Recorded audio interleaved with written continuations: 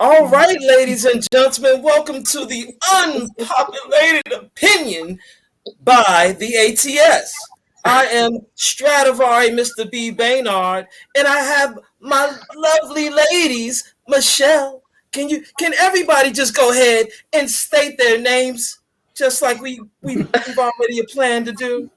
Hi everyone, I'm Damali. How are you? Hi, I'm Felicia Jones, everybody. Hey, I'm Marcella Stokes. Hey everyone, I'm Michelle. And what we come to you today is we're coming to you with our own opinions on how we're going to bring in this world to you about our opinions on what is going on in the world today. So let's go ahead and talk a little bit about what's going on in the world. And the first thing I like to talk about, ladies, you wouldn't even know what Mr. B wants to talk about. Would you think? Do you think ladies? You think you know what I want to talk about? What's that? I want to talk about. I want to talk about Mr. Jackson. Mr. Jackson is if he's nasty. Do you know about Mr. Derek Jackson? Oh, here we go. Look how you're like, oh Lord. And if you don't know, let me give you a little bit of backing because I see how Michelle's like, she's not into all that. But you know what, Michelle? I guarantee you, with your opinion on this, we'll give you a little bit of insight of what to know about what's going on. So, Mr. Derek, I'm very much aware of Mr. Derek Buff Jackson. Okay. So since you guys know about Mr. Derek Jackson, I'm going to go ahead and give the male's perspective on it. I mean, he talked about us a little bit, way too much. I mean, just downed us, made us feel degraded, basically telling us that, if you cheat, basically you should get rid of this man, just throw him away. It doesn't matter. He's no good. But at this point in time what about you at this point in time? What about himself? What is he thinking about? Who are we looking at now? I guess he thought nobody was ever going to find out what he really does in the back seat of his car, in the back seat of the Jeep, is what we call it. We want to know. I want to know what the ladies think about this whole entire situation. Before I go back to how I feel about him, we got all day on this one. So let's go ahead and start with, what do you think about your opinion on this one? Go ahead, Miss D. Well, I think he should take his own advice, and I think his wife should take his advice. I mean, he was caught cheating, and I've been listening to the follow-up videos. So apparently, the same week that they made that video, another mistress came out. So that he's no good. He ain't no good. He was doing it for the money. Okay. And apparently for the draws. Oh, okay. And that's my opinion. Okay, Miss Felicia. Well, now, hey, if a man cheat, he cheats. I mean, if he cheat once, he's subject to cheat twice. If he cheat twice, he's subject to cheat 3 times. So, I guess I have a huge problem with the conflict of interest there. You're promoting yourself as a dating coach or as a relationship coach, and this is what you revert to. How unethical. I guess for me, I don't dig it. I'm just not that kind of girl. You don't get another chance for this one. Oh, excuse me. Hey, what about you, myself? I'm not happy. I believe live and let live. I enjoy Mr. Jackson's commentary that he gave. I never bought any of his books, but a lot of his advice was good advice. For me, I'm still going to support him, and I'll tell you why. He never had to be perfect for me. And so, hate to bring up R. Kelly, but there's some people based on, his music, his genius and everything, but based on his personal life, a lot of people don't listen to his music. So what I'm saying is, hey, I personally, if I was his wife, I probably wouldn't be too happy to learn of his extramarital activities. But as a consumer for his product, his podcast, I'm like, look. Okay. Let's go with Miss Michelle. What about you? Okay, so I definitely have to agree with Marcella when she stated that he's not perfect. However, However, okay. I'm not surprised. And I'm learning now that the people that are starting to be exposed are being exposed for the things that they tell you not to do. Amen. Amen. So when he got caught, I mean, it is what it is. And don't get me wrong, it probably was because one, he sold because of his looks. The man's body was fine.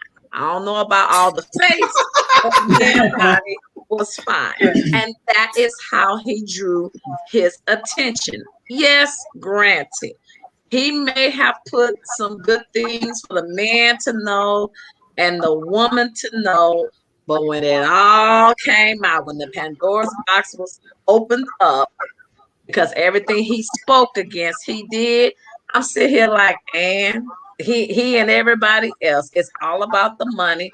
And then I'm mad at his wife for getting on that video camera looking the way she was looking with a doggone bonnet. Wait a minute. That bonnet show, she put that bonnet on to tell you that was her soldier gear. No, that was she wore the shirt.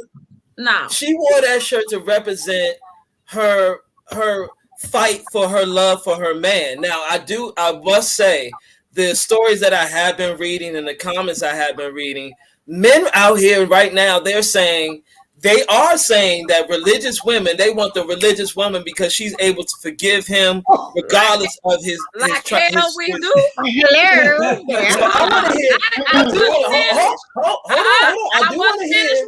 I want to finish with my spiel. Like hell, we do to forgive so easily. Okay. We're gonna come back to you on that, but I want to hear Miss D's honest opinion. Let me mute myself about men thinking about that. Since if you're this Christian woman, they're like, "Oh, I'm about to go to church and go get you." So let me hear your opinion, Miss D, about that. I mean, I think it's a fault when we're told that God hates divorce and you got to put up with crap for the rest of your life because you're married to somebody who ain't gonna do right by you. I think that's the absolute falsehood. I don't agree with that at all. So, my problem with the situation is it's not that he was imperfect, but he actually told other women to go leave their imperfect men after they cheat. That if he's a cheater, he's always a cheater, always going to be a cheater. Save yourself is basically what he told these women. So that's my problem. So you telling women to run away from your cheating man, but now you want to get grace when you were telling other women not to give grace to their men. That's where I have a problem. Okay, what about you, Miss Felice? So I'm a child of the Most High God, and I love Jesus, and I'm saved, and I'm sanctified, and I'm filled with the Holy Ghost. So they're coming for you. Ain't gonna happen. He ain't gonna cheat on you. Huh? They're coming for you. You are the one they want. No, not at 51, not at 52. I'll be 52 this year. They ain't coming for me. There is a difference.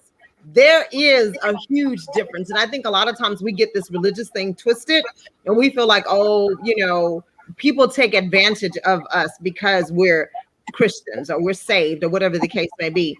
I bleed red just like you do. I hurt just like you do. And at the end of the day, we have to learn to respect each other. You don't get the opportunity to mistreat me because of my beliefs. You don't get the opportunity to mistreat me and then use that as your advantage per se on me.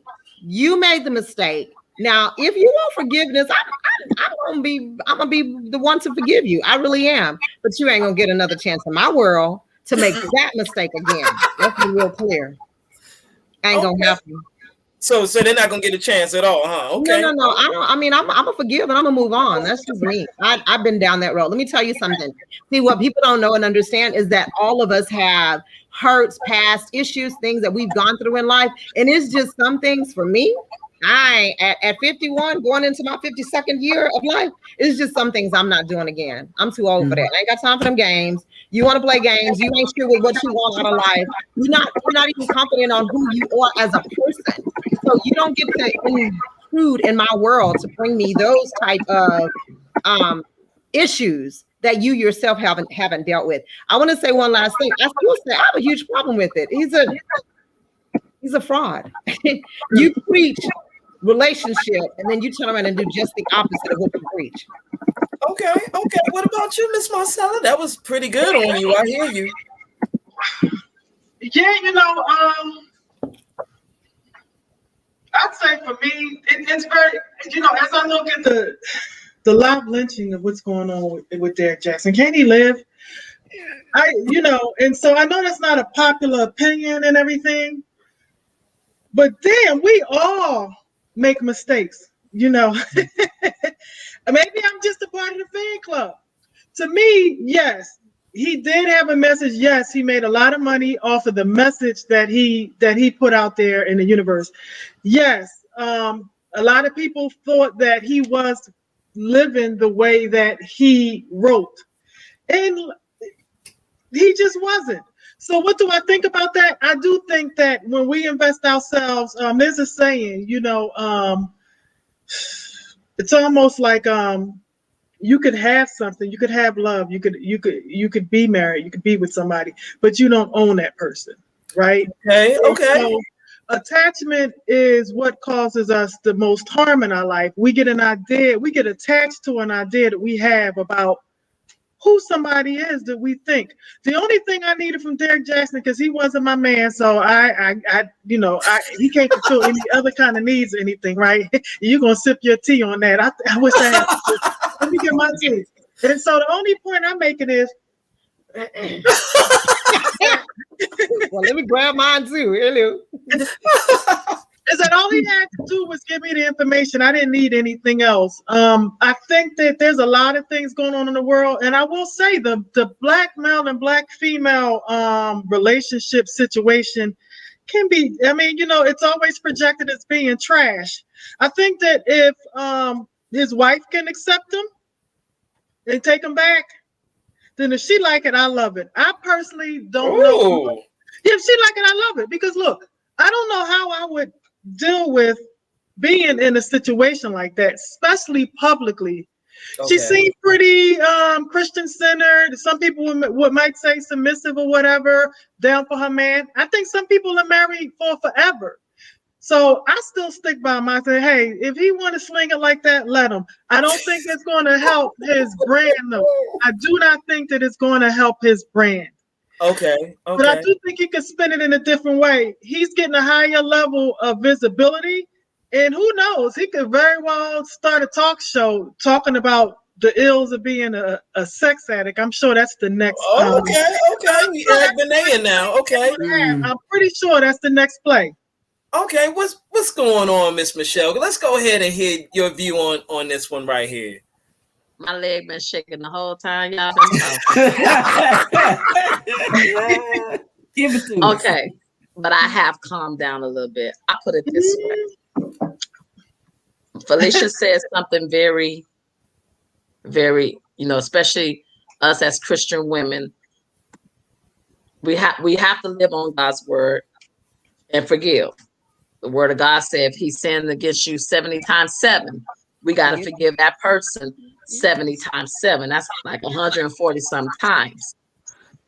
But the Bible do give us an exit. Whatever, I'm doing my math in my head, maybe wrong. But the Bible does give us an exit if they committed adultery. However, this is where forgiveness kicked in. So it definitely is going to take fasting and praying and be like, okay, Lord, what you want me to do? Because if he did it one time, see, we don't know how many times he's done this. Now, if it was just one person coming to play, then I would be like, okay, I'll have to work on my forgiveness, Lord, because I've been submissive to him. I cleaned his dirty drawers. I cooked for him. I took care of him. When he wanted some and I didn't want none, he still got some. So excuse me. There. But the fact that it's, how many is it now? How many women came forth? I think about 2 or 3 now. 3. It's 3 came out. 3. Yeah, me and those ladies gonna have some talk. We're gonna have some receipts.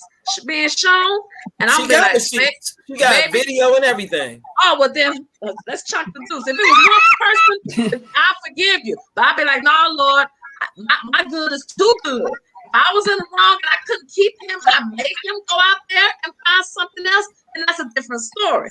But if I gave him everything he needed, like a wife, a virtuous Proverbs woman supposed to be, he should have kept his behind home and let me continue. But now he got all buff and thought he was something and got all the attention, so he had to go sew his rug. Oh, keep on sewing them, bro. I'm about to go sew mine somewhere else because the Bible gives me legalization to get rid of you and get married again. So now, not 2 or 3, hey, to the now. Yeah, you make mistakes. It's called forgiveness. I forgive you, but I gotta exit. It's not just 1, 2, or 3. What's y'all saying? Do me 1, shame me twice, 2, fool 3. How does that go? How does that go? Yeah. 3 ain't gonna happen. Yeah, 3 or 4 women came forward. They're like, baby, I love you. We're just gonna let sit down with the kids and let them know that we just couldn't be together. And I'm gonna go and give me another man and let the Lord lead him to me this time because I guess I missed the boat with you. I'm gonna shut up on that one. I'm not judging you ladies, but as I'm seeing you ladies, as I'm thinking about how he pursued and persuaded the relationship, he knows what the parameters are by either the age limit or just who she is as a person. So when I heard Miss Felicia talk about her age and she's seen it all and she's not going to be taken lightly, like you have to come with your A game. You have to really come with the knowledge of this is who you really want. This is the woman you better be with, and that this is it. There's no other jumping ship or looking at the other ship. She's basically putting it out there that there's no screwing up at the beginning. So is there a time in your life that you're saying, all right, I don't mind him being with other people as long as he's with me, or you're just saying the man can't be with you at all unless he's just with you. That's it. It's only you. But at a certain age, when you were like in your 20s and your 30s, were you able to let go of that mentality? Or is it, because I don't know her age, but at her age, I'm thinking she's more of that 30, that 29, where she's able to just receive it and just let it go. And this is my man no matter what. But at 50, you're like, oh hell no, this ain't happening to me. You ain't gonna do this to me at all. Let me tell you something. So I need to hear the aspect of how, is it okay for the man to cheat before you meet him? If he's just a cheater, he's just a cheater. But when he comes to you, you know this man was cheating before you. That's how you got him. That's how you got this man. You entered him. He already had a relationship before he even met you.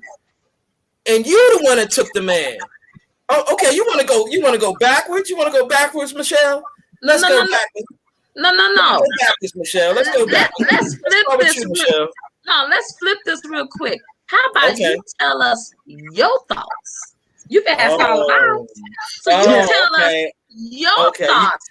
You want the male perspective on this? Sir. Look, you got all this women up in here. Tell us your thoughts. You throwing these questions to us. We want to hear from you. I'm gonna have to hold up my drumsticks on this one because 1, should she leave him? 2, should she stay?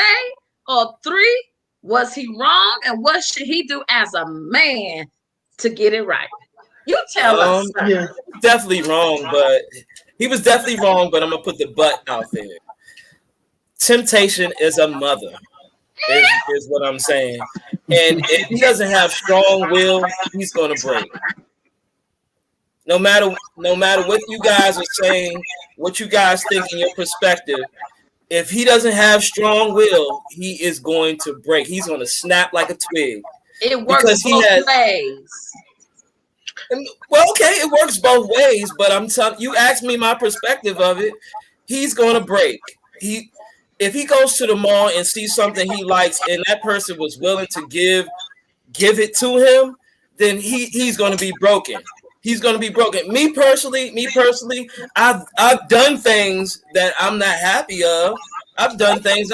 I've gone to the mall before, and I was in a relationship, and it just was like, oh my God, she looks so good. Oh my God, what can I do? And she came to me. It's like, oh my God, she came to me. Oh my, hey, she came to me. So it's like, I don't know what to do at the time. I would put forth my effort to make sure that, I was still, you asking me, I would still try to play the field. Like, if I think I got it, I'm gonna see if I still got it. You know what I'm saying? Oh, I got it. I might not bite the apple, but I'm gonna definitely take that apple, test it out, see if that apple is truly the apple for me. Maybe I can trade. I'm just you asking me. You asking me. I know it sounds bad, but you asking the male perspective. Yes, you are. I'm telling you the honest God truth. If another man goes to the mall and sees a woman that he never thought he could ever get in his life, he might take that avenue. 9 times out of 10, he's going to take that shot unless the woman is truly the best thing he's ever had. He's not going to lose his house, his home. And I mean, especially if it's a joint relationship and they both got all their money in it together, he's not going to risk that. But if it's barely moving, if it's barely making it, oh no, he's going to take that. He's going to take that wheel. He's going to jump right on it as super fast. Like, this relationship almost over. I'm with it. I'm just giving you my perspective of it. It sounds bad, but when I get older and when I get married, maybe I will think consciously. But I'm not married. I'm single. I'm not married, so I don't know what to put in that line of defense. I can only speak for the single man because I've never been married in my life before. But if I was married and I was like him right now, he's going to take the bait because he automatically has 1 million women looking for him, and they're going to test him to see whether he's even going to try them. He's been tested more than a normal man. He's been tested, and he's been tested harder than any other man has ever been tested. His strength of who he is, how he talks, he's been tested so many times, and he just leaped onto the other side. Let me see what this is like. I'm telling you, that's how the male perspective thinks. I'm not saying I'm not saying every man thinks like that, but majority of them do. They test the field. They see what that's like. Like before I met you ladies, I would be like, okay, how you doing? I would give myself I would take a chance. You take your shot. Yeah, I would shoot my shot. I would shoot it, and then I missed. Shoot it again. I would definitely try my best to see whether it was the right fit for me. One of you was the right fit for me, but then when y'all all come together and have this talk, and I was standing on this phone, then it'd be a whole nother conversation. Well, but I tried every last one of you. I tried you. I wanted to see what you was like. I wanted to see what your talking abilities were. I wanted to see whether it was the right fit. And if we weren't the right fit, I moved on to Marcella. If we wasn't the right fit, the right conversation didn't happen, I moved on to Felicia. If we wasn't the right fit, I moved on. I know, Felicia, you said no. But you never met somebody. You're just meeting somebody you never met before. See, there's a thing to me about meeting somebody. They said they was with each other since they was 19. So they had longevity of a relationship. That's the problem.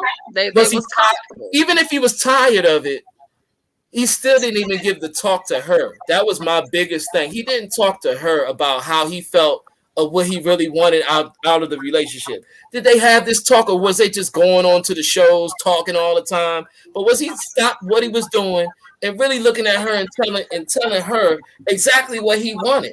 Did he want, like, you want me to be honest, did he ask for a threesome or anything? Did he want to bring her to the fold? Did he ask for anything? It don't look like he did. He got one of them pregnant too. I don't know. She looked like too much. He got one of them pregnant. He got one up right now. One of them is claiming that she is pregnant right now. We'll be getting that tested while the baby's still in your stomach. Okay? With the doctor, the one that got the video camera of him coming to the home. You know, when he's sitting in his car doing those videos are, if you look behind the screen of the video, that's her house. It's not his house. That's her house that he's been doing all of these things. Like, he's looking for the cameras, where the camera's at now. But the fact that it's already happened. So what do It's you time to think? go. Oh, see, I want to know, what do you think if you meet a man and he's already had the cheating aspect a part of his life?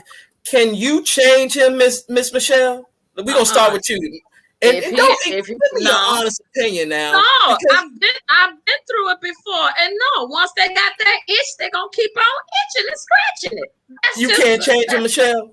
I am not trying to change him. And if I'm gonna be boo boo the fool and see that red flag and don't walk away, then it's on me. No. But he the one you want. This the man you want, Michelle. You I want don't him. want, if I see the red flag of you're a cheating, no good bastard, I'm gone. And trust me, I'm gonna ask you what's your girlfriend's name so I can go and talk to them and be like, how did he treat you? Oh, he did? Or go to, or just listen to the family members talk, or listen to his boys talk. If you just be quiet and listen to the way they talk, you can pick up a few things about the person you're talking This to. man could be Am the I Billy correct? D of your heart and soul. I don't believe that, Michelle. Like, yo, well, baby, please. I am 45 years old, and I'm going. When the Lord bless me with a man, He gonna love me for my flaws, and I'm gonna definitely take heed to all the mistakes that I've made. But what about him now?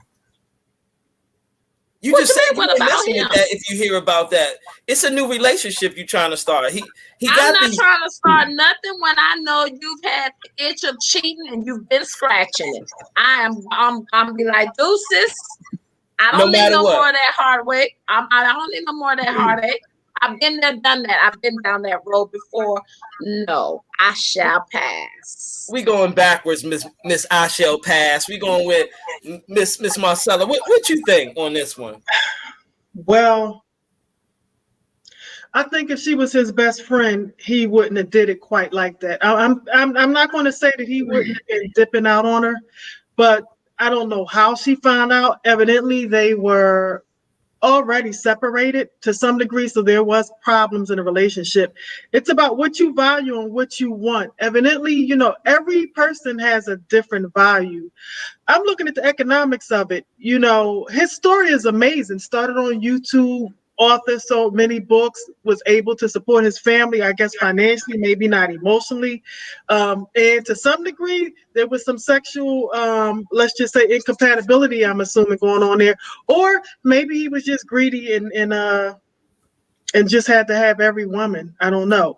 He But was if you're a greedy. woman, greedy, okay. Or maybe he had an inclination. I mean, he is an athlete, not trying to make any excuses. I seem like I'm just sympathetic to Derek Jackson. Look, we don't know what his sex drive was. We don't know what his needs were. We don't know if they were being fulfilled. But what I would say is that I would hope, if I had been with somebody since I was 19, that if they were my friend, they would be able to come and talk to me. And if we are friends, I want him to be happy. This is just me. This is what I value. So if he can't be happy with me, we should be able to have that talk and not have that talk in front of the whole world. I would ask, if suppose the shoe was on the other foot and she was doing that stuff, because I feel that women, we are very tolerant and understanding. But I think men are crystal clear about when they have a cheating woman that's violating like that, she's cut off. So I'm like, well, I feel like it's a private matter. They need to figure it out. I think that he was a bad representation of what he was preaching. So somebody used earlier that he was a fraud. Yeah, he was involved in some fraudulent activities.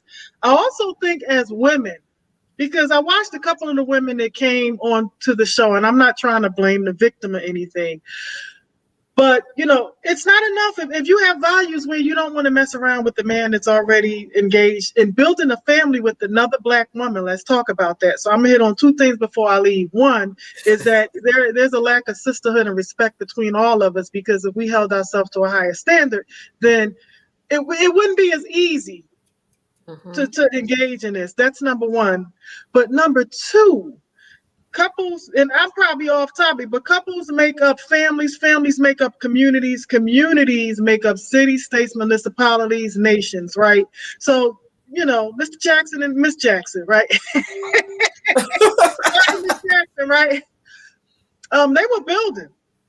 And so the real issue is what happens with the children, what happens with the finances, what the heck happens with the possibility of what could have been? Now he tripped over his penis. I'm going to use the clean rule, right? Woo, He tripped over his D. Okay, but I'm Stop not saying it. it might be, PG or whatever. But he tripped over it, and what was the price? He may lose his wife. He's lost the respect of the people, his constituency, and people who he does business with. He totally messed up his image. So it's a lot of repair that has to go with that. What's the price? I mean, and from an economic standpoint, suppose everything do go to the pot. It's a financial ramification to this. It's so layered. So when we argue about, okay, yeah, okay. So when we argue about what's right and what's wrong, it's not about what's right and what's wrong. I'm even laughing, right? It's about how you make somebody feel. And so I'm pretty sure his wife is having a serious moment of insecurity right now. Okay, let's go with Miss Felicia, because you know what, Miss Felicia, you always have the mentality of you're not playing these games, and the man is not going to get past you. You're going to buy. No man can cut the sword. I get that, but how is this man able to do what he do, and can he really be with you? Like, honestly, can he be with you? So look, heck no, not just no, but heck no. Mm-hmm. I really want to address something real quickly that you said to the man's standpoint. And I think we danced over that as women, because a lot of times men do, y'all's words are louder most times in action than they are verbally. Okay. I get what you said as a man. I get what you said about the temptations. I get what you even said about, having to resist those females that come at you at the mall, wherever. But let me tell you, temptations are going to come. They started with Adam. And I guess for me, when I was listening to you, I look at it like this. When I was a man, I spoke as a man. I act like a man. When I was a child, I spoke like a child. But when I became a man, I put away childish things. And I think that's what I'm saying, in the sense that if you're not, okay, they met when they were 19. I get it. Back then, you thought she was ready. What's the song? You didn't want me, now I'm hot, you all on me. Back then you didn't want me. But I'm saying this to say that was a huge gap from them at 19 to where they are now, to come out and say, oh, I messed up. Oh, I made a mistake. Oh, I cheated. You've been doing this. You just getting caught, bottom line. Okay. I get it. Man to man, the temptations are going to come. But as women, God dog it, we get tempted too. Don't get it twisted. Oh yeah. We get tempted too. But we're mature, we're stronger, we're wiser, we're better, in the sense that I'm just not going to go down that road. I was in the store the other day. First thing the man asked me for was my phone number. I'm married. I don't play those games. You set the standard for what you want. You set the standard for what you will accept. And so men don't get a free pass just because they're men. You don't get a free pass just because, oh, I was tempted. God specifically told Adam not to eat of the apple, the tree. What did he ate do? it anyway. He ate it anyways. So there comes a point in our lives that we have to just step back and say, you know what? I choose not to do that. My willpower is so much stronger to resist that temptation than to give into it. And then the last thing that I would like to say, Marcella, you couldn't have said it any better. We as sisters, we have got to come back somewhere along this road to reconcile, to reconvene, to revisit our sister's keeper. We've lost that along the way. It's just some boundaries, sis, you ain't supposed to cross. Ain't no cross. It's just some boundaries, sis. You ain't supposed. My man is off limits to you. My money is off limits to you. My house is off limits to you. So it's just those things that I think we've lost along the way, that we don't respect each other anymore. And again, when you get to 50 and 51 and 52 years of age, it's just some things you ain't finna tolerate. I'm just not gonna do it at all. I mean, at all. I see the steam coming out your nose right now. I see it. I hear it. I hear it. No. I believe. You know, I can tell that you are truly married into your happiness and into your relationship, and you're not going to give that up for shiitake mushroom. You're not going to do it. So I understand how you're giving up. You don't want to give up anything, and I see that the eye of the beholder, you could see something coming before it even happens. I see that already. And those are one things that I do see. But I gotta get the last. Gotta hear what Miss D got to say about this one. All right, so yeah, if he's a proven cheater in the past, I'm not trying to put myself in a relationship with that. But I will say I am realistic and do understand that men are men. So one thing that I think that, you know, this Western world we live in has really taken away is polygamy. I actually do believe in polygamy, and I've had that discussion with my husband. My husband is Nigerian. His dad had 3 wives, and I told him that, hey, you know, if you want another wife eventually one day, I'm very much open to that before we got married. And he was like, no, because I lived that life with my family and it's terrible. And so he was like, I don't want that, you know, more than one wife, the competition, you know. Miss Felicia ain't playing that either. So yeah, for me, you know, no. First of all, if it's an American man and he's a cheater, no. You know, if my husband ever cheated and it was somebody, you know, I would have to ask him, is this somebody that you just are just being stupid with, or is this someone that you would consider actually bringing in as a second wife? And if so, be open and honest about it. Period. Okay. Well, see, you know, y'all have so many different perspectives of it, and your perspectives are very much the same, but also different. Now, there are some nicks in the armor of you ladies, and the chinks in the armor. Oh, Miss D, you definitely hit a soft spot with Miss Felicia on that one. I get that, and probably Miss Michelle too. And I just don't think that the understanding of the philosophy of how you want to go everywhere with this relationship, it's a philosophy thing. What's your philosophy on it? How do you feel on it? And I don't think people really have these conversations unless somebody really brings it up. You know, you don't really talk about this to your husband or anybody in a relationship. You don't really talk about, do you really want to be with just me and only me? Or is it okay for you to just, whenever you leave this house, my trust is just like, oh, you're just going to cheat no matter what? Because I know Miss Felicia not playing that. I get that part. But there is an age gap in respect. So the 20-year-olds are called, I don't care. I'll do whatever I want. Let him do whatever he want, whenever he want. And I'm going to take this man from anybody whenever I feel like it. So in that perspective, how can you bridge the gap between you two? That's the number one thing. I'm gonna mix it up this time because I wanna hear the bull of the room right now. The one that got the little steam coming out the nose. Miss Felicia, I want to know, what is the difference from the age gap of women? Why is it so that she's willing to do anything and you're not willing to accept a damn thing? So I was listening to you talk, and the first thing that came to my mind was we can't make excuses for this kind of stuff anymore, y'all. We have to be totally honest with ourselves. There comes a level of respect in our lives that I can be 20 and be mature. I can be 52 and be immature. So age don't give us a free pass to sin or not sin. I think it just comes with the territory of what you want, what you expect, or what you desire out of life.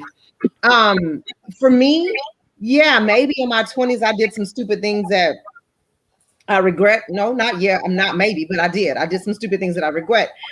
But my standards didn't change. I still am the same person I was today that I was 30 years ago. I believe in the principles of marriage. I believe in the principles of union. I believe in faithfulness and committed to my husband. And so that just came with, I guess, I don't know, my upbringings, my roots, my thoughts, my knowledge. we can't make excuses for this kind of stuff anymore, because we all have that one thing that all of us get, and that is a choice. We all have a choice to choose to do or to not do. And it's just, to me, it's real simple. Either you do or you don't. Either you care or you don't care. Either you're in it to win it or you're not. I was sitting here thinking, not to get off the subject, I was sitting here thinking, they say never, but I just don't. You can't convince me that my husband would cheat on me, right? We built that relationship. We respect each other. We've had these conversations. If you're not happy in the marriage, I go back to what I think Marcella said it. If you're not happy, then let's figure out a way to make you happy. Is divorce what you need? What is it that you need? I would rather That's your only choice, though. Is no, no. I would rather my husband or whomever, my spouse, come to me and talk to me and let's figure this out than to take the easy way out and to cheat on me. I mean, let's figure it out. If you're not happy, then I'll give you your exit. I don't have. But what if he already did it though? He already did it. You're not going to deal with it. It's over, no matter what. I have my reasons for not tolerating that today, because I tolerated it in my 20s and I ain't going to tolerate it in my 50s. And I think that's just where I'm at with it. It happened to me. My ex cheated on me. Yes, he did. My ex has, and I'll put it out on social media in the world. My ex has a child 1 month older than my daughter. So he had 2 women pregnant at the same time. It's just something I'm not going back through in life. That's one. You understand what I'm saying? So maybe we can say experience is the best teacher. Experience will teach you. It's just some things I'm not going to do again. And he should have known better. He's a coach. He's a man. Let's not incriminate, man. Oh my God. No, let's go. Let's incriminate him, because it's called. We're gonna go to you, Miss Michelle, since you already talking about let's incriminate him. Let's go ahead and go to you, Miss Incriminator. Let's go ahead, go to you. No, seriously. Marcella and Felicia said some great things. For our sisterhood, we should not cross the line. That's just bottom line. However, trying to bridge the gap for the young people, just the women themselves, that's going to take some time. Why? Because we all know it starts from our own upbringing. If you was raised right, you know the boundaries, you know the standards from the beginning. I could put myself out there. I'm not saying I was not raised right, but I wasn't taught it. I had to learn it the hard way on my own, which made me bump heads when it came to relationships. When I say I had experience, knowing my family's trees, and you got to know the people. You said, Michelle, why won't you, he's cheated. If I hear that his daddy cheated, or his mama cheated, or his grandparents cheated, then it's gonna hit him. So it's in the bloodline. So if I go say, oh, but it's gonna stop here, like hell it will, unless he got the Holy Ghost in him, and hopefully he listened to that, the Holy Spirit, to tell him not to do it. So, and the reason why I also say that, my daddy cheated. So it seemed like I was attracting people that cheated. Oh, but the butt stopped here. I was like, no more when I got older. So I feel, Sister Felicia, and I'm not married, but it's just some things you're just not going to put up with. And when you've gone through hell and had your heart snatched out and you had to put it back in, and it took years and years to get it done, then I'm just saying, there's no reason when you see their tree and you see it runs in their tree, run away, okay? They're the signs. For the young lady, I feel sorry for her, because I have a feeling they've been knowing each other since 19. They've literally become best friends. They're not married. They're married, but they're not married. You see what I'm saying? What's that supposed to mean? You've been with somebody for so long, you literally just come comfortable with them to the point where you be like, oh, hey, how you doing? Come on now. And they was young. They hadn't even had the chance to sow their royal oats before getting married to each other or test the water somewhere else. They didn't have the chance to live. Okay, since you want to say that. So no, They've been together for so long, so they ain't have a chance to live. Is what they you're didn't saying? have. I don't believe they had a chance to live, and hopefully they was taught good. I'm not saying they wasn't, but hopefully they was taught good, because if they were, they wouldn't be having the problems today. She would have knew what to do as a wife. He would have knew what to do as a husband, especially if he's teaching all this crap about what a man and a woman should do. And yes, I call it crap, because if you You can't calling it practice, crap? because if you can't practice what you preach, then you need to shut up. Bottom line. Bottom line. All right, Bottom I'm line. gonna go with Miss D, and then I know I got Miss Marcella at the end of it. Miss D, let me hear what you have to say on this topic right here. What do you think? You still on? Oh, there you go. So the question was bridging the gap between the young and the old, right? Yes, bridging the gap between the young ladies and your age at this point. What is? It's not gonna happen. I mean, first of all, this younger generation, many of them don't even believe in marriage. They don't want to have kids. They just want to live life and enjoy life. So the foundation is very different from my foundation and from many of the foundations of the women on the call. I mean, some of them really just don't believe in marriage. I mean, that's why, they have been indoctrinated to believe in, just live your family structure the way you want to live your family structure. And everybody has a right to do that. So, a lot of them, like I have some younger friends who just, they are committed to someone, but they will not go into a marriage contract. They refuse. So you're saying they're committed for their own financial protection. They're committed, but they won't get married. They just won't get married at all. So they just with him. For how long he's going to be with this person? Forever. So they say. no finish, no put a ring on it, nothing. They just in the relationship. I don't think we can bridge that gap, because it's just a totally different philosophy and a different way of life between the generations. It's just not going to happen. We're in a new environment. We're not in the type of atmosphere when we was growing up. And you even have adults that have not put a ring on it. They just living together. Living together for years, like 20, 30 years. Virginia just broke that rule, broke that law that you can the shacking up law. You can go to jail, and used to be able to go to jail for shacking up with somebody. If you shacked up with them for a certain amount of months, days, years, you go to jail for that. So Virginia just stopped the shacking up law. So I would say, just to continue, so I feel like I'm in the middle of the two generations. Like I feel like Michelle and Felicia's generation are like, marriage. But for me, I understand why millennials don't want to get married. I understand why they want to have life partners, and if it's not serving them, they're ready to walk away. I get that. That's not how I was brought up. That's not where I am. Right. Like I said, it's different. It's just totally different mindset. If you really sit and talk, it's a completely different mindset. It's not about love. It's about what I get out of, and you making me feel good. That's what the relationship's about. Oh, you make me feel good. Right. And there's nothing wrong with that. And here's the thing. And here's my opinion about that.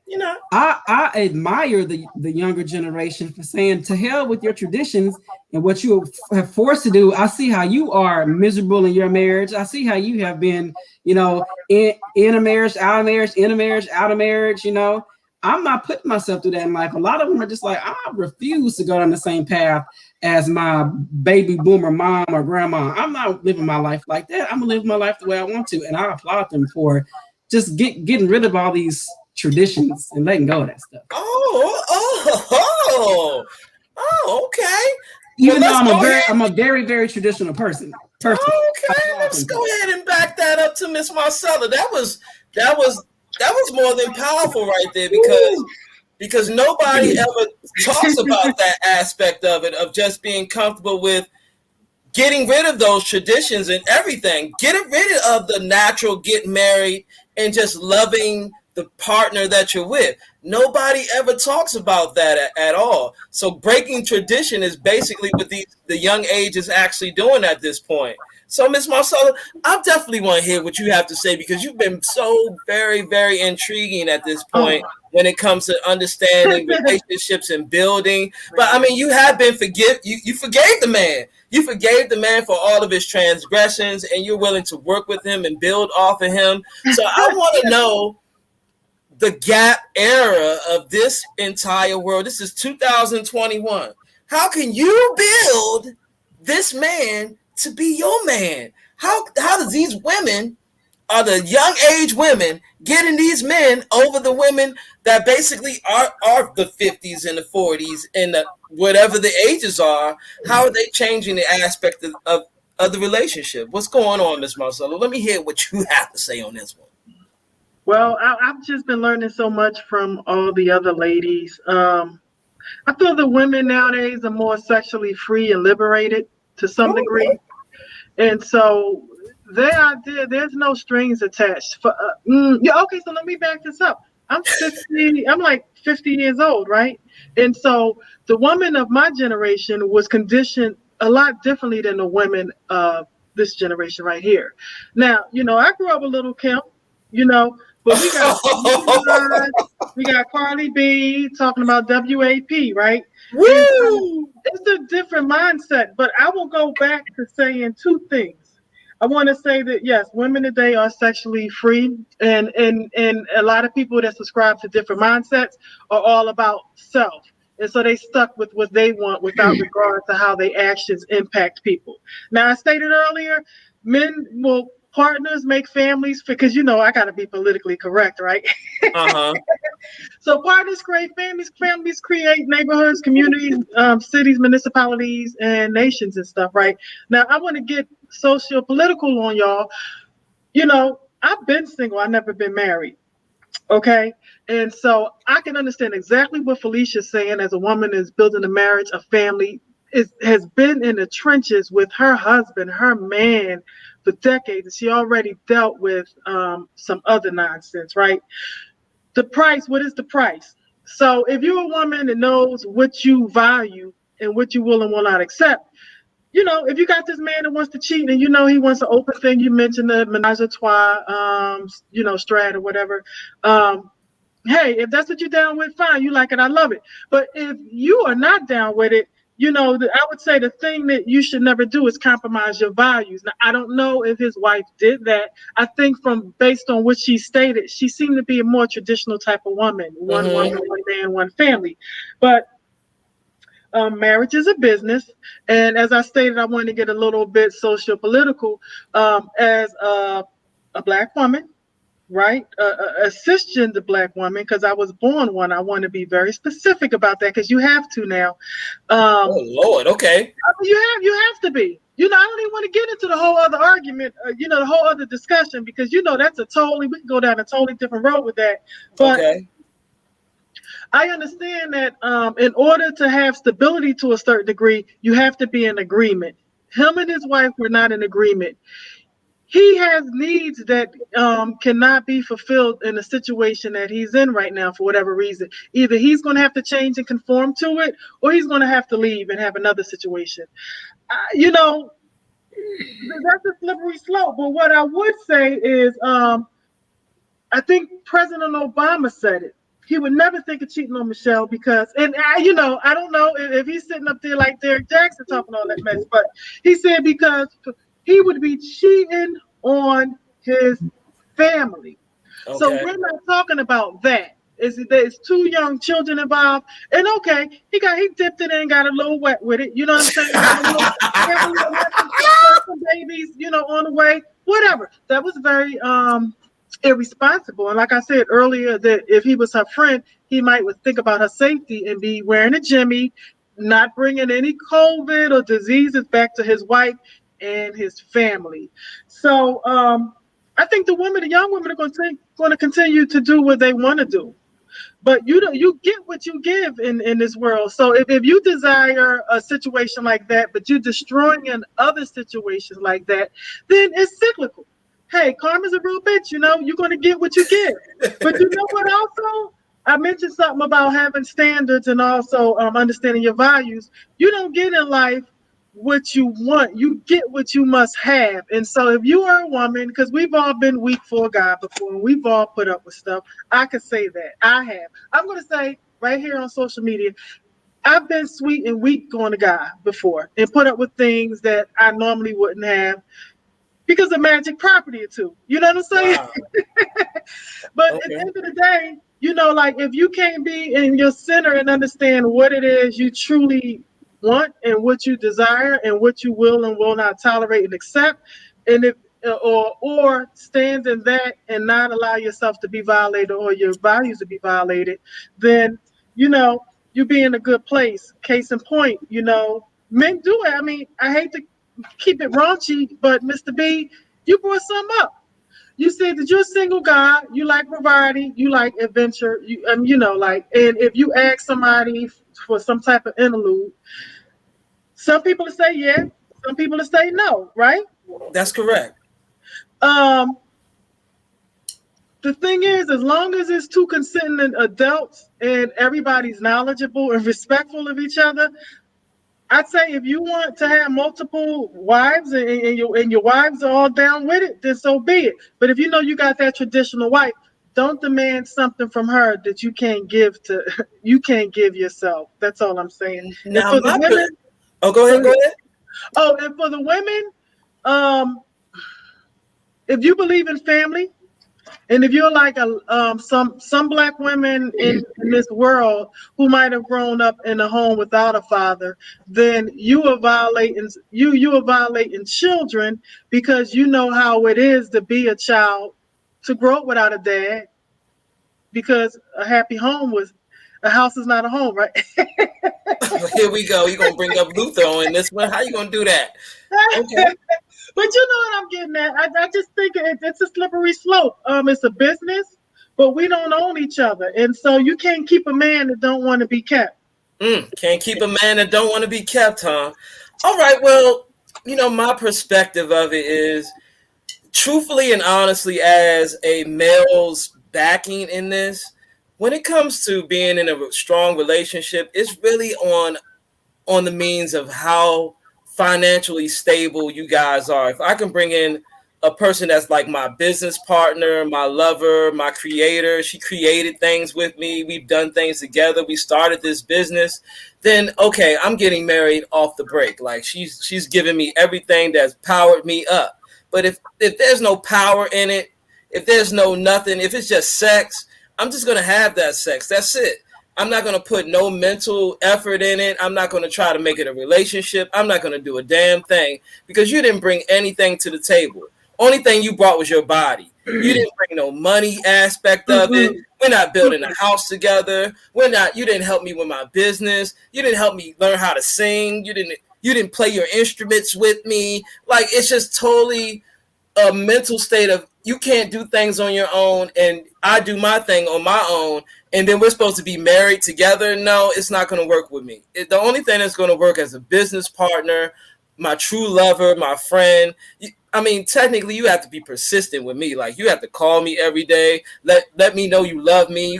It's so many different ways that I can say you can get me as a husband, but that hasn't happened. It hasn't happened for me. It's really a lost art, is what I say, because I need that actual business partner. I need that person that if I want to play the trombone, she's playing the piano. I want to play the drums and she's singing. It's just totally different how I my perception is when it comes to true love. Like, true love could be okay. We love each other. We lust for each other. I lust for her. But where else are we going to go with that? Like, where are we actually going? Like, what are we doing? How are you actually making me a stronger person? Are you going to your job every day and coming back home and feeding the kids? Are you truly loving me for who I am? It just all plays an important role to me. It's more powerful than just sex to me. Sex is good. Okay, I can enjoy that. I can enjoy that. But after it's over, my mental state is totally fried. It's fried. Like, it's like you could barely get a question out of me. Like, what type of answers do you really want? Are you gonna like? Did you ask me about my business? How's that going? You asked me about my finances. How's that going? Are you afraid of my finances? Or can we put our finances together? These are different ways of men.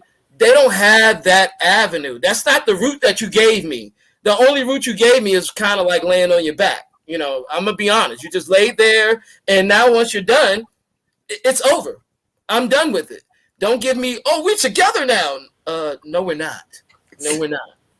I don't know. I don't know. A lot of guys act like they the prize nowadays. I do agree. Seriously, I do agree that it should be a reciprocal relationship where you're both feeding into each other so that you're able to grow. But you said a couple of things, you almost said I would love for her to give me roses. The talking on the phone, needing to have more than just being able to lay on her back. But you guys chose each other. So there's a connection, and it may be a fundamental, let's just say a very primitive. Yeah, primitive. Yeah.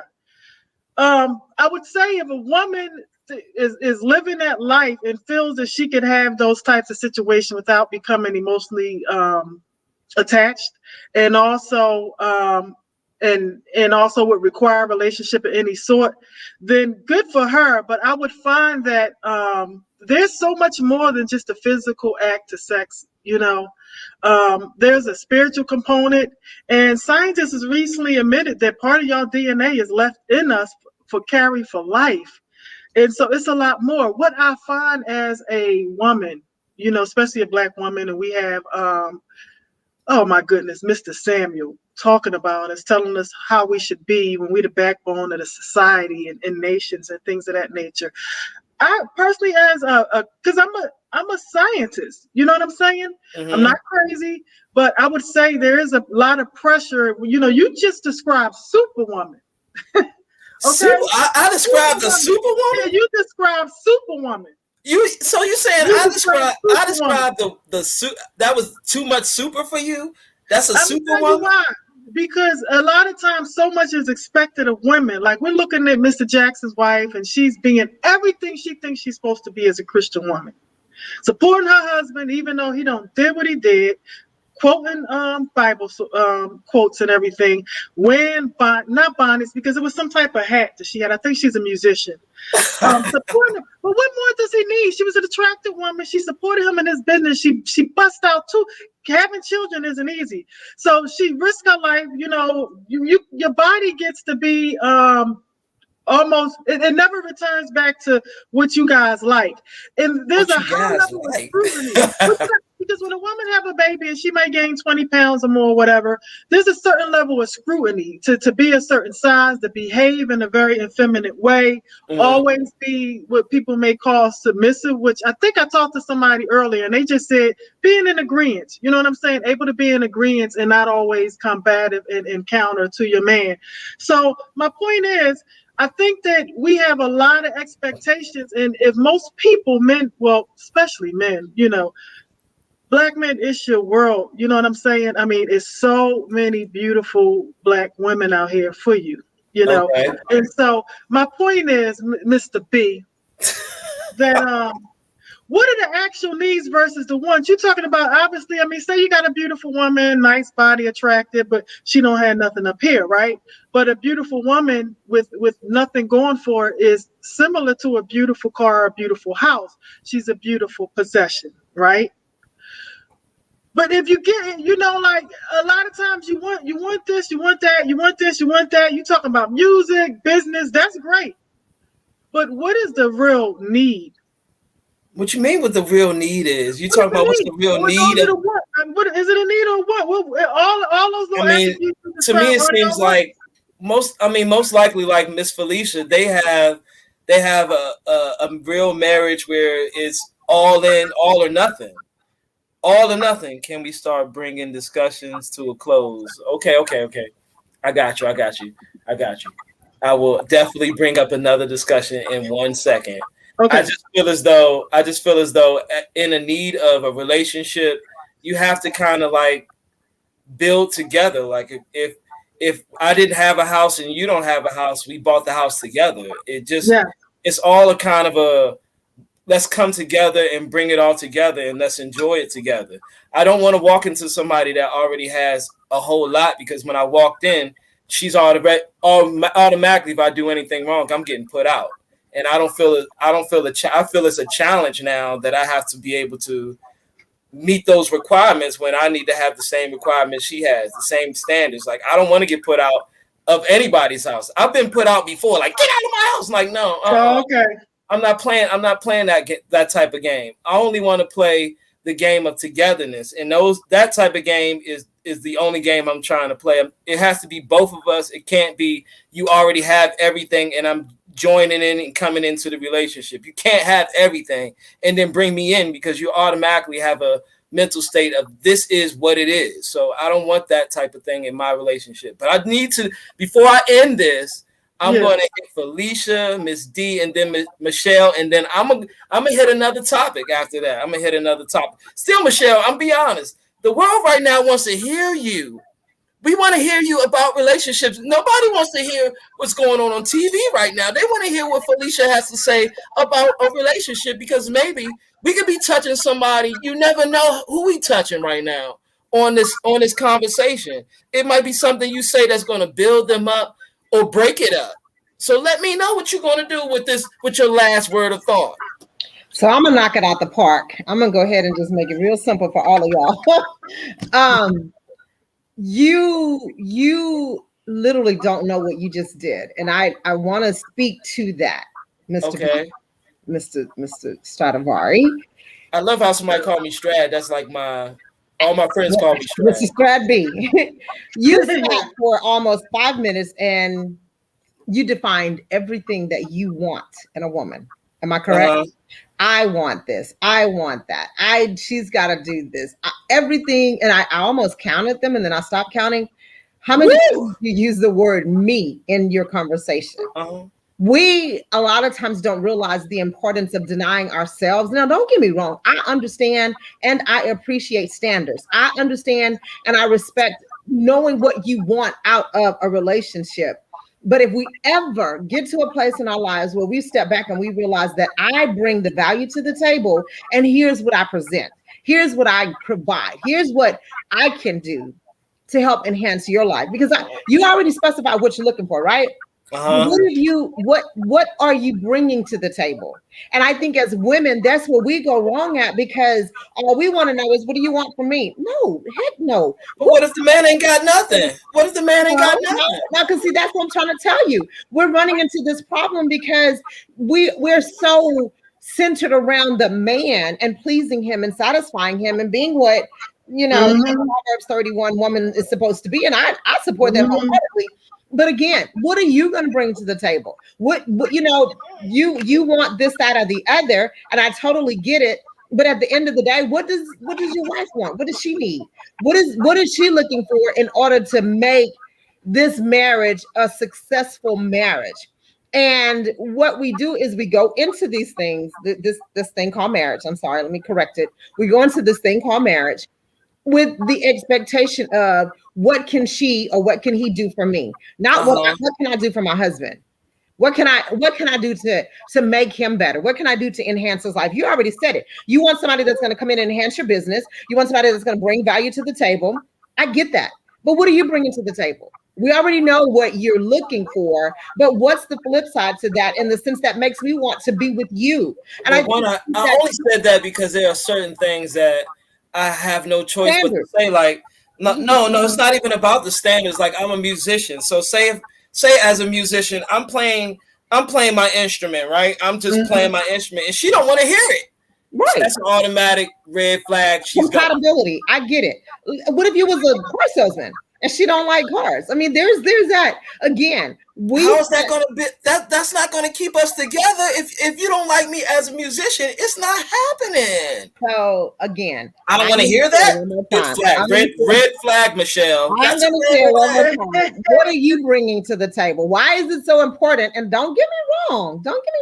We all have our needs. We all have what we need and want and expect out of a marriage. But if we go into it, see what I'm be careful.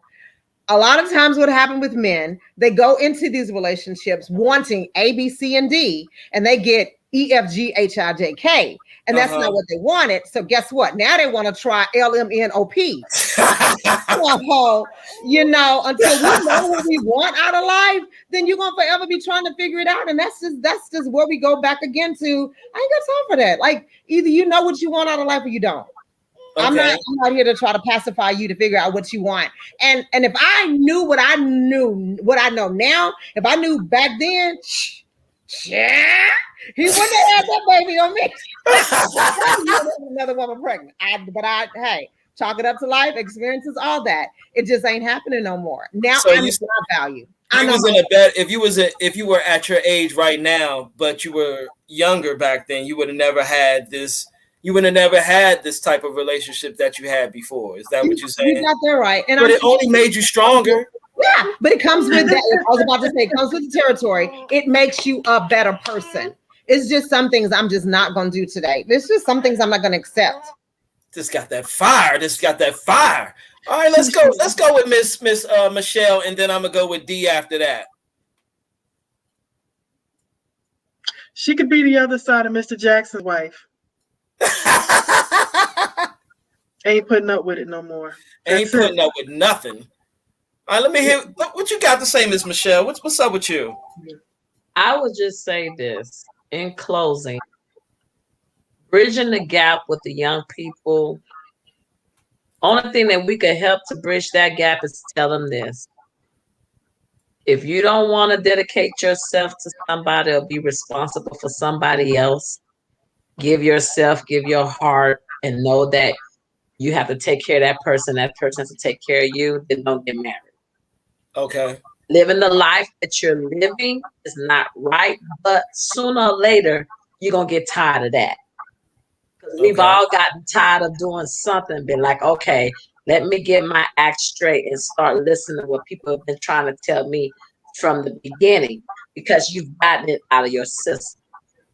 Or as relationships, I have to agree with you, Mr. B.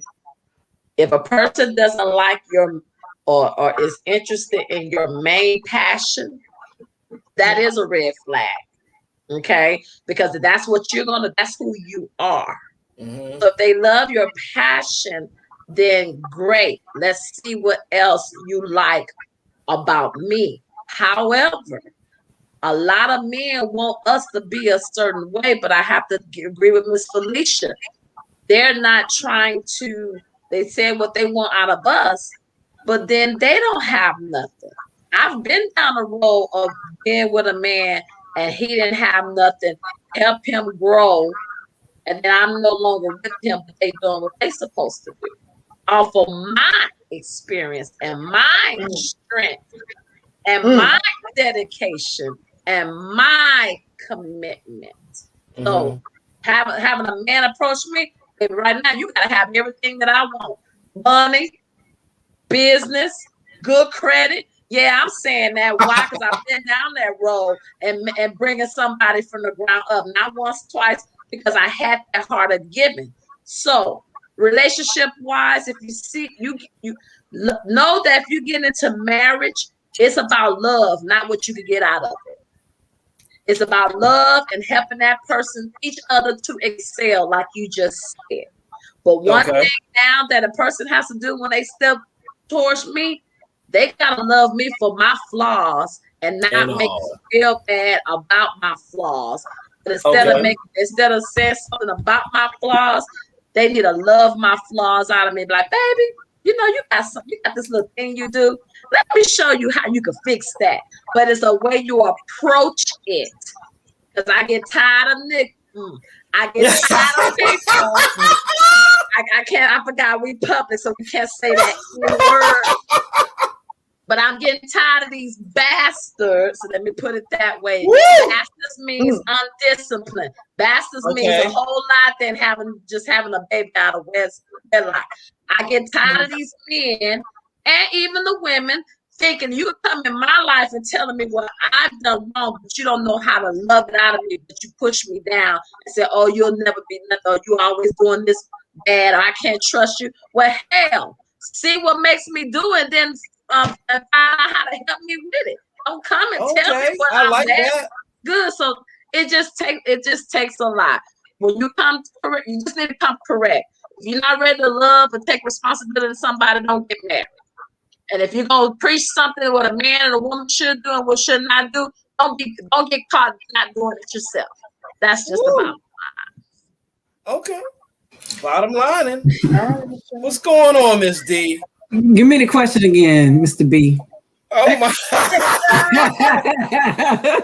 We done get all the way down to the end. You like, what's the question? No, this is basically, the ending of this capital story is how once we bridge the gap between the two ages, and how my perspective of it was how a man wants to, how I pretty much feel as though how I should have a woman. That's pretty much why I'm not married in the first place, because it's just some things that just haven't. It's like I just haven't gotten what I wanted, and what I want is kind of like too much to the table, you know. So I do understand the aspect of really treating each other and understanding each other. So I want to know your aspect of how you're able to bridge the gap. What is this relationship to you? How can this man build and make this relationship, since it's so broken? He done broke this relationship down to basically nothing now. He has nothing. Miss Michelle said you can't come to the table with nothing, but I'm asking you to come with everything. You got Miss Felicia, like, no, you can't come with everything and you not have nothing. So it's all of the same. We're speaking on how you really feel about relationships and how this relationship can build a bond between the two. What can you do? Yeah. I think for one thing, you have to support your mate's passion. For one thing, if you can't support their passion, it's a definite no. So, your perspective was kind of a different one for me. So, okay, for the person to have to actually play the instrument, you know, and be able to do that with you. But what about a woman who would just love to sit and listen to you play your instrument? I don't mind that, but not the one that says, "Oh hell no, stop that! I don't want to hear that." Right. You're not gonna marry somebody that says, "Stop your passion." Every time you say your passion, like, no, I couldn't do that. But I will say that, make a list of everything that I wanted, and I pretty much got everything on my list. So. Yeah, that's well, good. excuse me, you got everything you want. Okay. Well, I'm gonna be honest to y'all. Today I did get a phone call telling me that we need to keep this whole thing going, but not this actual conversation. But we need to keep our time going. We need to put our time in, ladies. We need to put our time in. So don't give up on me. Just go ahead and stay with this fight on this conversation. But I'm gonna move on. The next thing I do want, Mr. B, hold on real quick. Can I interject on real quick, please? Ain't nothing wrong if you got the patience to take a man that don't have nothing and build him up and fly your kite, baby. Take him in. I'm just not taking them in no more. Okay. It's all about experience. When you've been down that road before, however it resulted will determine your next steps. And is that we all do that with anything in our lives. If we experienced it before, it determines the results determines the next step, whether we're gonna do it again or we're not gonna do it again. I just had to interject that because you kind of threw that out there. I'm like, oh, wait a minute. No, Miss Felicia said she been through it all, so she not taking that crap no more, no matter what. Exactly. That door was knocked down, and she not gonna definitely have her doors knocked down anymore. She not playing that type of game. You open that door, she definitely slamming the door closed. Absolutely. Exactly, because it's about experience. Nobody don't want to go through that hell again no more. I don't care if it is a new man. Just don't want to feel like dealing with it. Unless God speaks to me himself and be like, go ahead and let him in. It's a different breed. Then we may have something to talk about, but until then, no. Okay. So anybody else have anything? Just two things. I don't think monogamy is for everybody, and people need to be real honest about that. Okay. Monogamy is not for everybody, and if it's not for you, don't try to fit. If you don't try to fit your circle, but in a square peg, it's just not for you. But I wanted to talk about my grandmother. She grew up during the Depression. Okay. And she always said, child, never buy a man a pair of shoes because he walk out your life with it. And she would, in them That's shoes, true. and she would have these conversations with me when I was like 6 and 7 years old. So I didn't get it. But for some reason, I don't know. She felt the need to tell me that. I never forgot that. But what I do know also is the roles, traditionalists have very traditional roles, and so, I personally, because I was born in the 70s and, I have strong ideas about what a man's roles are. Mm-hmm. I'm very careful. What I also didn't mention is that I'm a twin, so I'm a half to a coin. And so I learned a long time ago, stop kicking my brother in his balls and don't. The whole thing is, we as women, sometimes we do that. If you're a strong woman, very credentialed, very confident, have a lot of money, assets and stuff, and you're used to being in charge, then you could possibly do what Michelle said, build a man. Only to have that man turn into a different type of man and no longer want to need you anymore. Okay. That's all I wanted to say. It had nothing to do with your question, but all the comments really sparked that from me. And you know what? Since my age, I was able to see both my parents remarried.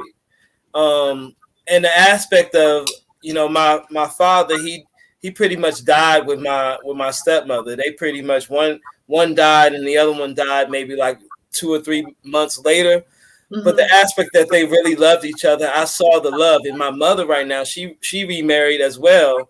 And I was in both weddings, and they showed me what love truly was, but in a very different perspective way. My father was the all-out rich man. He just pretty much worked his life to death until he couldn't work no more. I mean, he had real estate, houses, everything, but he pretty much practically, the woman stayed at home. My stepmother stayed at home and had like daycare at the house, but she stayed home, making sure that every time he came home, she came home to him.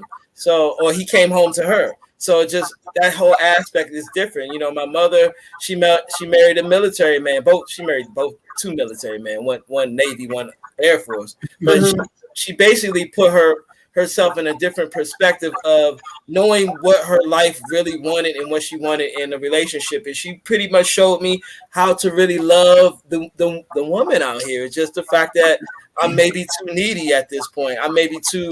She spoiled you.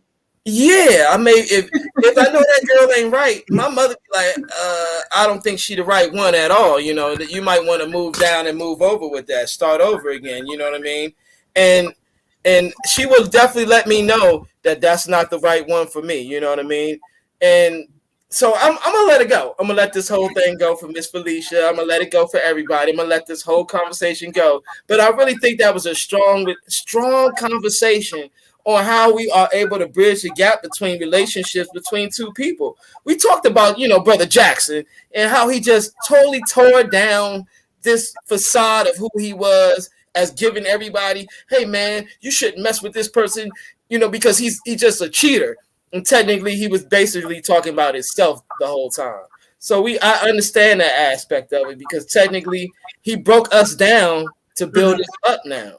So now this is the time for us to build each other to see where we can actually go once we know who you really are. Are you really talking to the person? Are you really putting in the effort to make this relationship work? Are you really, I know this is a bad thing to say, did you tucker that man out before he left the house? Like, did you really give him the things he needed? He wouldn't even worry about no woman if you just did what you had. I'm not going to blame you. Watch it. I'm not gonna blame you. I'm just gonna say it. He shouldn't even want that temptation in his heart and soul and in his mind. He shouldn't want it at all. I'm just saying.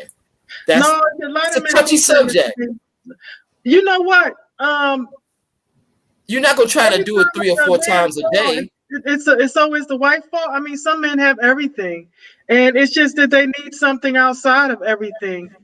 It's not the woman's fault. You're talking about tuck her up. What about tuckering us the heck up? See, but I've heard some men sleeping in the other room. I've heard some men gotta sleep in the other room, go sleep on the couch. Like, that's what he's doing with Derek Jackson. I'm just saying. So as I'm putting this to rest, you never know what can happen inside a relationship unless you guys are communicating to the fullest extent of the relationship. So, lady, don't forget.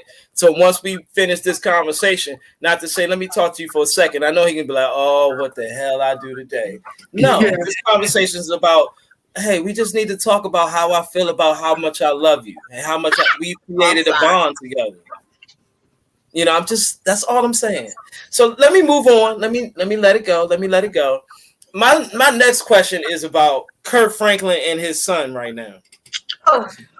So Kurt Franklin right now, in his telephone call with his son played this recording. What do you think about this Kurt Franklin recording and how he was cussing him out? And I think that was a more broken relationship between the two than anything. Miss Felicia, what do you think about this Kurt Franklin and broken relationship between his son? So, again, I'm saved, sanctified, and filled with the Holy Ghost. I'm gonna say this. We all have, again, things that we've done in our past that we're probably just not proud of. There comes a point in life where we must become better. We can't keep making excuses about the things that we used to do. I was in a broken relationship. I was brought up as a single from a single parent household. All those excuses will really, they will what's the word I want to use? Lock us up mentally, physically, emotionally, right? And I think a lot of times we don't realize, as, can I just say it like I want to say it, African American people, as Black people, we don't realize the importance of seeking help. We don't realize the importance of getting the mental help that we need in order to progress and move forward in life. Okay, he cursed his son out. That ain't abnormal for none of us growing up. My mama cursed me out. I mean, let's be real about it, right? But what is abnormal is here you are 20 years later, still doing the same thing you was doing 20 years ago. Okay. Back to where I started about maturity. There comes a level in our lives that we have to mature. The things I used to do, I ain't got no business still doing it.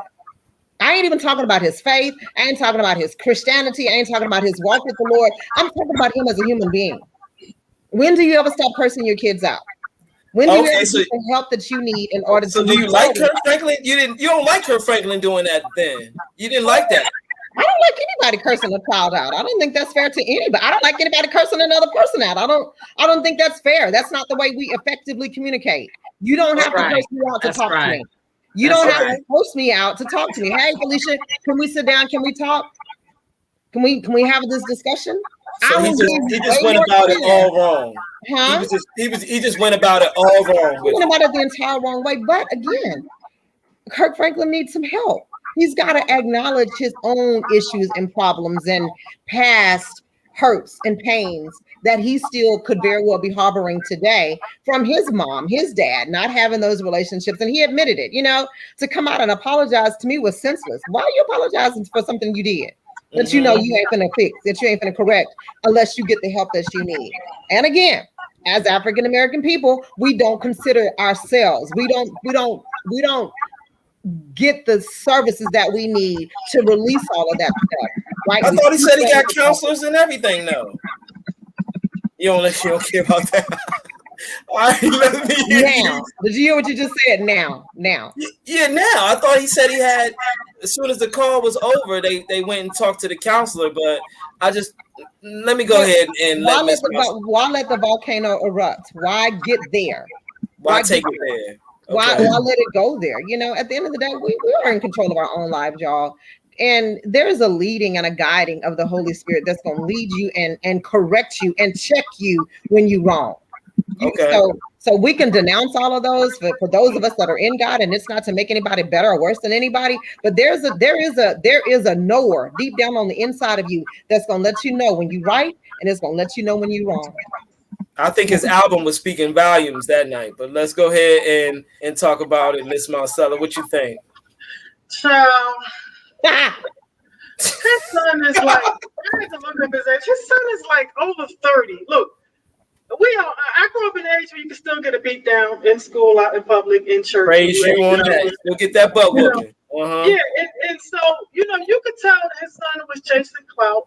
In my opinion, when I heard the phone call that he was clout chasing, and on top of that, it seemed as if he was baiting them. Now, there's a certain level of respect and decorum as it relates to even family issues. His son violated too. Now, Kirk Franklin, like Derek Jackson, don't have to be perfect for me. It's okay. Here we go again. Here we go again. Okay. Stature in the community. It's that we have a certain idea about who Kirk Franklin is supposed to be. Even though, of course, he's not, I don't think he's a secular artist. I believe he's one of the, just a very high ranking Christian artist. Gospel. Right? Gospel artist. So he has a certain image. So he can continue to sell records. But behind the scenes, he's human like anyone else. I mean, she didn't shoot his son like Marvin Gaye's dad, so he's okay with me. Oh my God, he gotta shoot him in order to give respect. Well, I'm just saying, I'm okay with Kirk Franklin cussing his son out. I'm perfectly okay with that. You're okay with it? Okay. I'm perfectly okay with that. Wow. Maybe we curse more of these kids out. Maybe they wouldn't. Maybe they wouldn't act the way they do. Because some of these kids are out of pocket because they get too much. So the question is, he grew up in affluence, right? Because Kirk's been having money for a long time. So is there a want or a need for some type of expectation? Or is there, some sort of they say a lot of young people have it. I hate the fact that they say it, but they say that they have they feel they deserve things. I'm trying, guys. Help me out with the word. Entitlement. Yes. Yeah, I see it. In that moment, if he had walked through that door, Kirk Franklin would have lit him up. And they would have started fighting. Yeah, and you know what? Let's talk about the fact that men know how to check other men. This is an issue between two men. I think Kirk Franklin's son is over 30, and Kirk Franklin got to be at least 50, right? So this is a conversation and a situation of a man correcting his son the way he feels he needs to. And I think he probably would have put hands on him. So you saying Kirk Franklin would have just started throwing blows? He would have thought, Kirk Franklin too short for that. He ain't throwing no daggone blows. He can't smack from the other conversation leading into that cuss down. Kirk Franklin too small. Yeah, he should have cussed him out. I'm pretty sure he said something to warrant that. I'm pretty sure the conversation before that term, I'm pretty sure his son said something that his son's so confident. You're like, you can't beat me. You ain't got enough bronze for me, buddy. All right, what you think, Miss Michelle? Because I see you over there. Shaking your head every now and then. What you got? What you think about Kirk Franklin cussing out his son like that? I wasn't surprised. I wasn't surprised. But listen, I just say this, and Miss Felicia hit it on the nail. I'm upset with, disappointed, not upset, because I don't know him like that. But I'm disappointed because of the fact that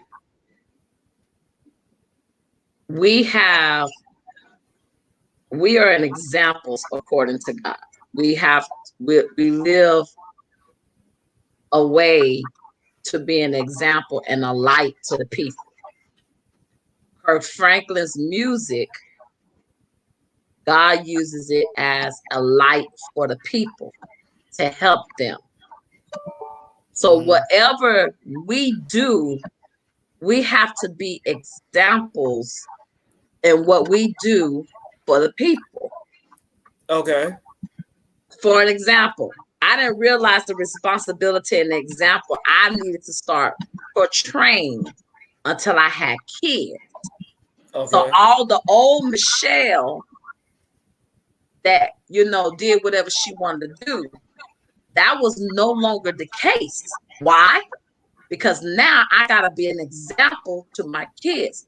And Kirk Franklin's way, his kids was the world.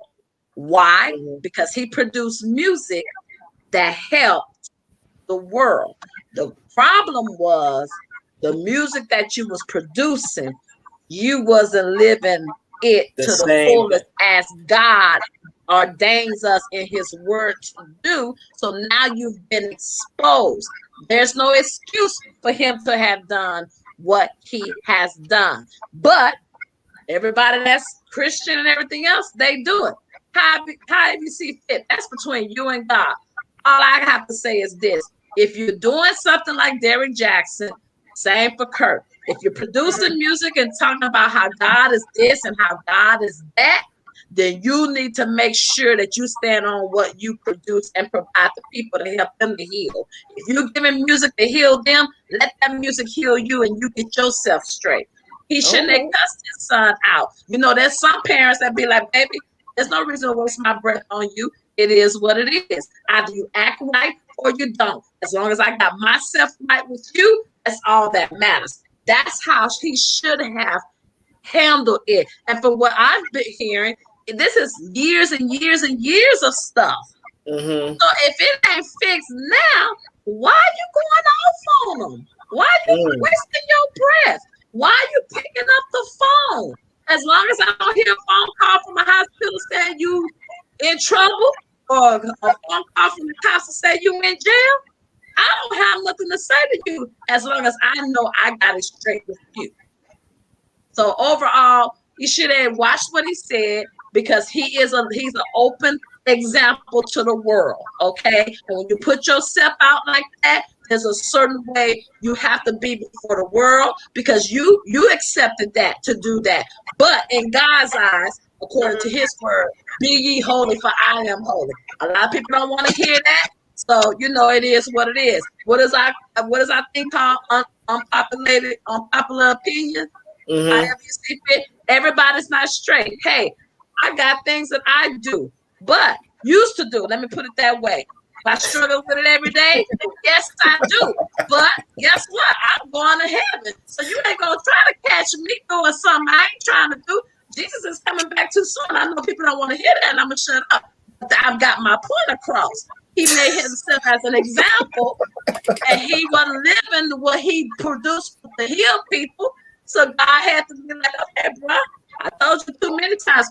The word of God says warning comes before destruction. And trust me, we've all been warned before God exposes. Bottom line. Well, excuse me on that. What's going on, Miss D? What you think? I mean, last time I checked, he was still a human being. I mean, I have 4 kids under the age of 7, and I have to hold my tongue when I get a little passionate. So I can understand, as a man talking to your grown son and pushing buttons on purpose, you're gonna get served a little lip, period. So I get that, but I do understand, the point of people being judgmental, just because that's just how Christianity is. I mean, you can't live and make mistakes because you in a public platform. I just have a problem with, just because somebody's in a public platform, that they can't have an imperfect life. The Bible never says you have to be used. I mean, look at David. Look at everything David did. Was he not still used and effective according to the Bible? Right. Okay. So, I mean, he did a whole lot of dirt, but he got a whole lot of section in the Bible. I agree with you on that. I can't judge his man cussing out his grown son. Miss Felicia, what you think about that? You see me rise up in my seat, right? When obviously they were in a heated discussion, I can't fault him for that. I can't fault him for cussing out his grown son when they're in a heated discussion. But one thing I will say is that this does bring to light the abusive speech being used between parents and their children in the Black community. Praise you on that one. What disappoints me so much about that is that is so many people saying, I cuss my kids out, like you cuss your kids out, like, for me, when it started popping up on Facebook, it was like, man, Kirk Franklin cuss out. I'm like, and then I was like, how old is his son? And then I realized he was a grown man. I was like, oh, this is a grown man we're talking about. It's 2 men having y'all rolled it off y'all shoulders like it's okay for that to happen. But if you're two men having a heated discussion, then sometimes words will happen. My issue is that it's such a norm in our community, even with kids. Yeah. That our community, we cuss our kids out. We talk to them like trash. Not we. It's prevalent in our community too. I did like. I don't know which one said it was No. either Felicia or Marcella. They basically said that it's the man checks their sons. The men check men. The men be checking them. But on this aspect of it, I think the son was was crying out for help. Exactly. And I mean, it looked bad for him. It was a bad situation. Kurt, if you hear me and you hearing us talking to you, that was not cool. It was a bad situation. That's why I said he shouldn't have talked to him. He shouldn't have talked to him. He should have did it in private in front of him. Let me finish, because the other thing is, on the other hand, it's two men having a heated discussion. What I don't appreciate is that his son went there with his father. He totally exposed his father. So totally did. Like, his heart was in a bad place when he did that. It should have never been released to the public. Okay. Air out your parents and their imperfections in public like that. I'm pretty sure the family already heard this before. Exactly. I know the family has, but it's just for me, it seemed like he was coming from a place of hurt, probably from that little kid who didn't receive the affirming words that he needed when he was young and has been used to being cussed out since he was a kid. It wasn't the right way to go. Go ahead, Miss Michelle, because I know you got something to say on that. Go ahead. No, I was just gonna say, for what they say, it was somebody else recording it, because you can't hear some snickering or some laughing in the background when it was being recorded. And all I would say is this: I'm not judging him. All I would say is just as ways, like y'all said, he could have handled that. If you knew your son pushes your buttons, talk to him in person, or talk to him in a place where it's just you and him and nobody said else. They was going to blows. They was going to blows regardless. Yeah. That's what I'm saying. That's what I'm saying. Overall, however he would have did it, he still should have protected himself. Okay. If you know you got a problem, or certain things you say or do, he still should have protected himself, because what happened should not have been made public, and it should have stayed private. So y'all about it shouldn't have been made public, but me in my defense, my true father, if he would have cussed me out like that, that would have hurt me. That would have made me have a whole different perspective of my father. It would have shied me away from the family. It would have kept me from coming around. It would have did so many things that would have changed the way I mentally want to be a family. I wouldn't have came to none of the cookouts, none of that. None of that would have happened, because if somebody's screaming at me and talking to me like that, obviously they don't know how to be able to build the bond that we need to have for you to be able to talk to me and have some respect. If another person comes up to me and they're able to talk to me better than my own father, I wouldn't receive it too well. So me personally, I was kind of hurt for him for even being able to hear how Kurt Franklin was talking. I was like, man, I would have felt hurt. Like I know because he's older, because y'all say he's older, but that boy y'all ever had that ball in your throat where you couldn't swallow, where it hurt so bad, where you was so mad that the little ball right here was in your back of your neck and you barely could say a word. He barely could come out with his words because how his father was cussing at him. And me personally, if my father was ever open his mouth, start I'm gonna come over there and kick your ass. No, my heart would have been like, oh, my father treat me like this. He don't even know how to respectfully open up himself to me to tell me I'm not doing good. Things are not going right. And that leads me to my second note in that conversation between Kurt Franklin and his son. The reason why, because his baby's mother called for Kurt Franklin and told on him.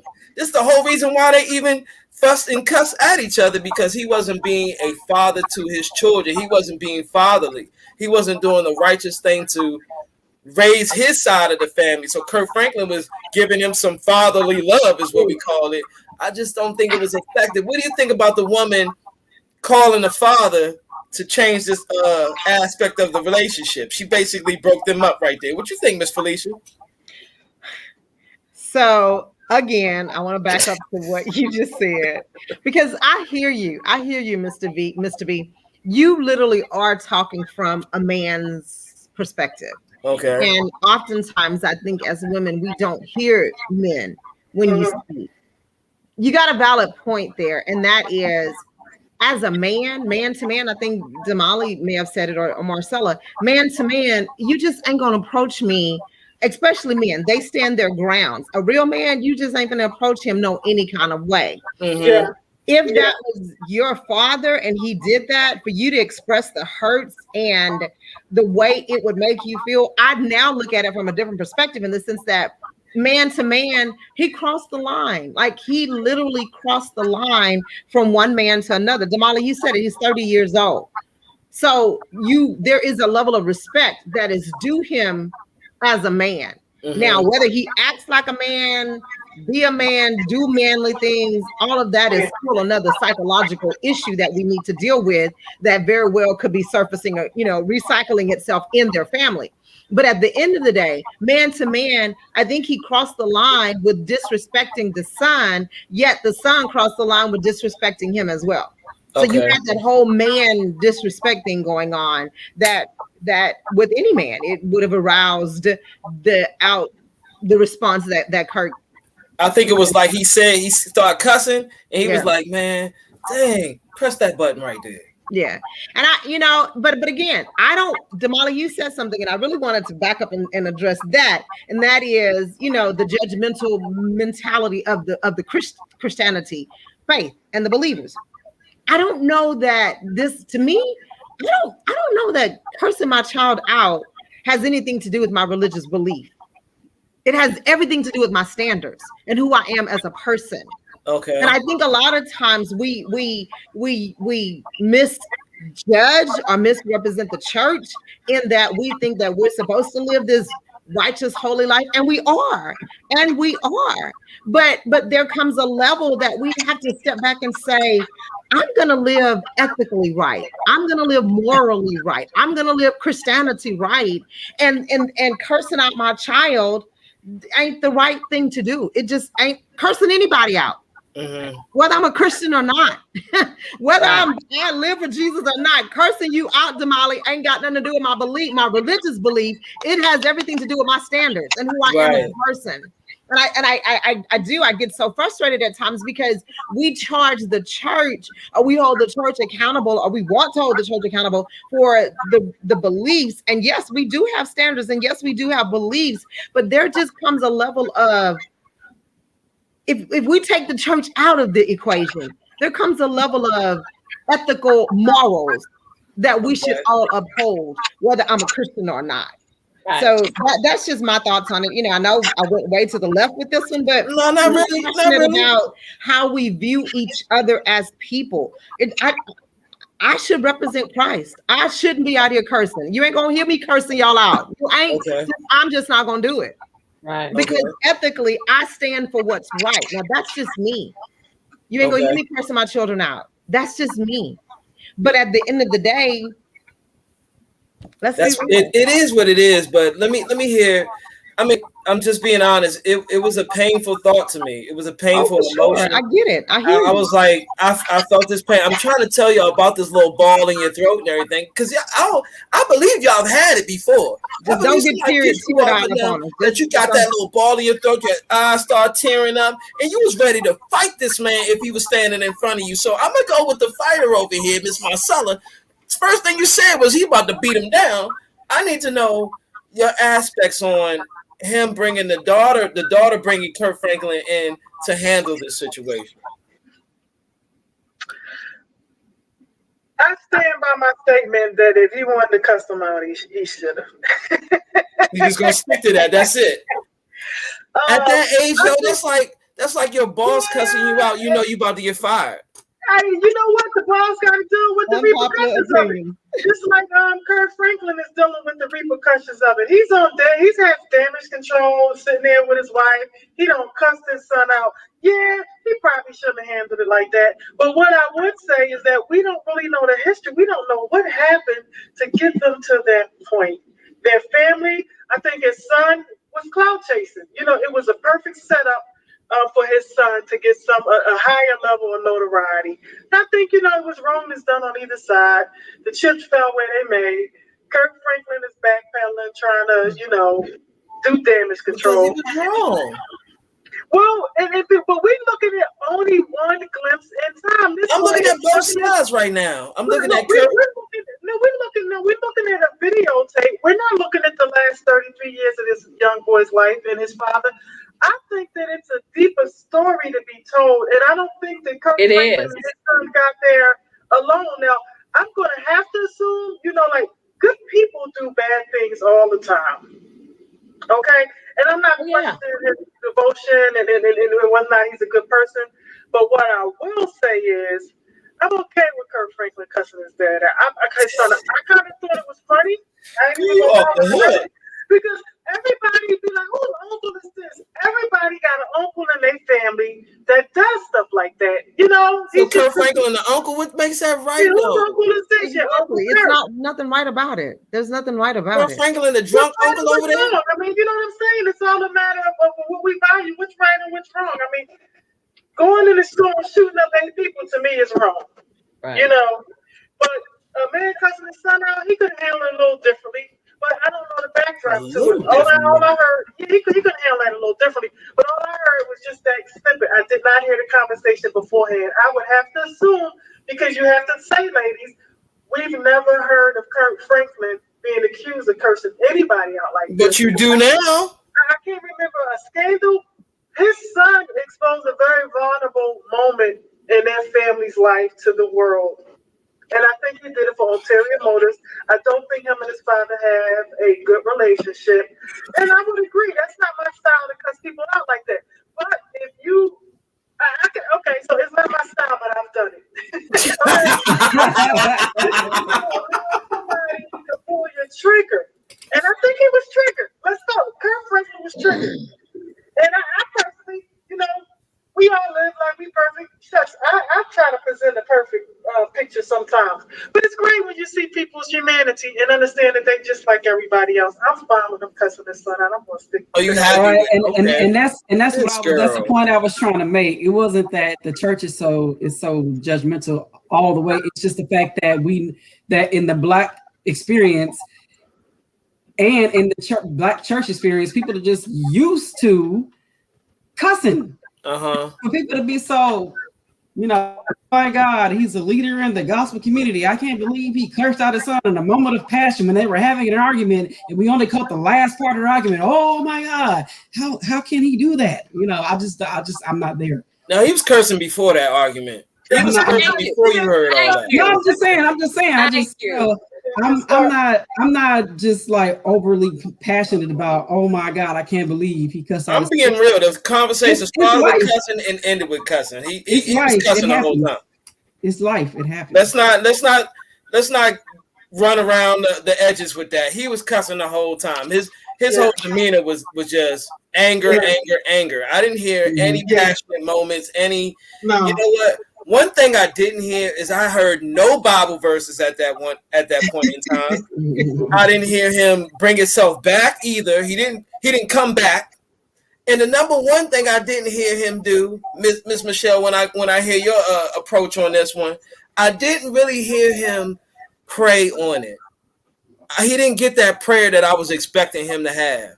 I was expecting that final ending, you know, bring it. He never brought that joint back. You're throwing shade, Strad. You're throwing shade now. I'm serious. I was expecting him to bring me back. Shade. Bring me back, Kirk. Bring me back. Hit me with a verse that's from your album or something. Make me feel whatever. Make me feel my life is in your hands. Make me feel like that you.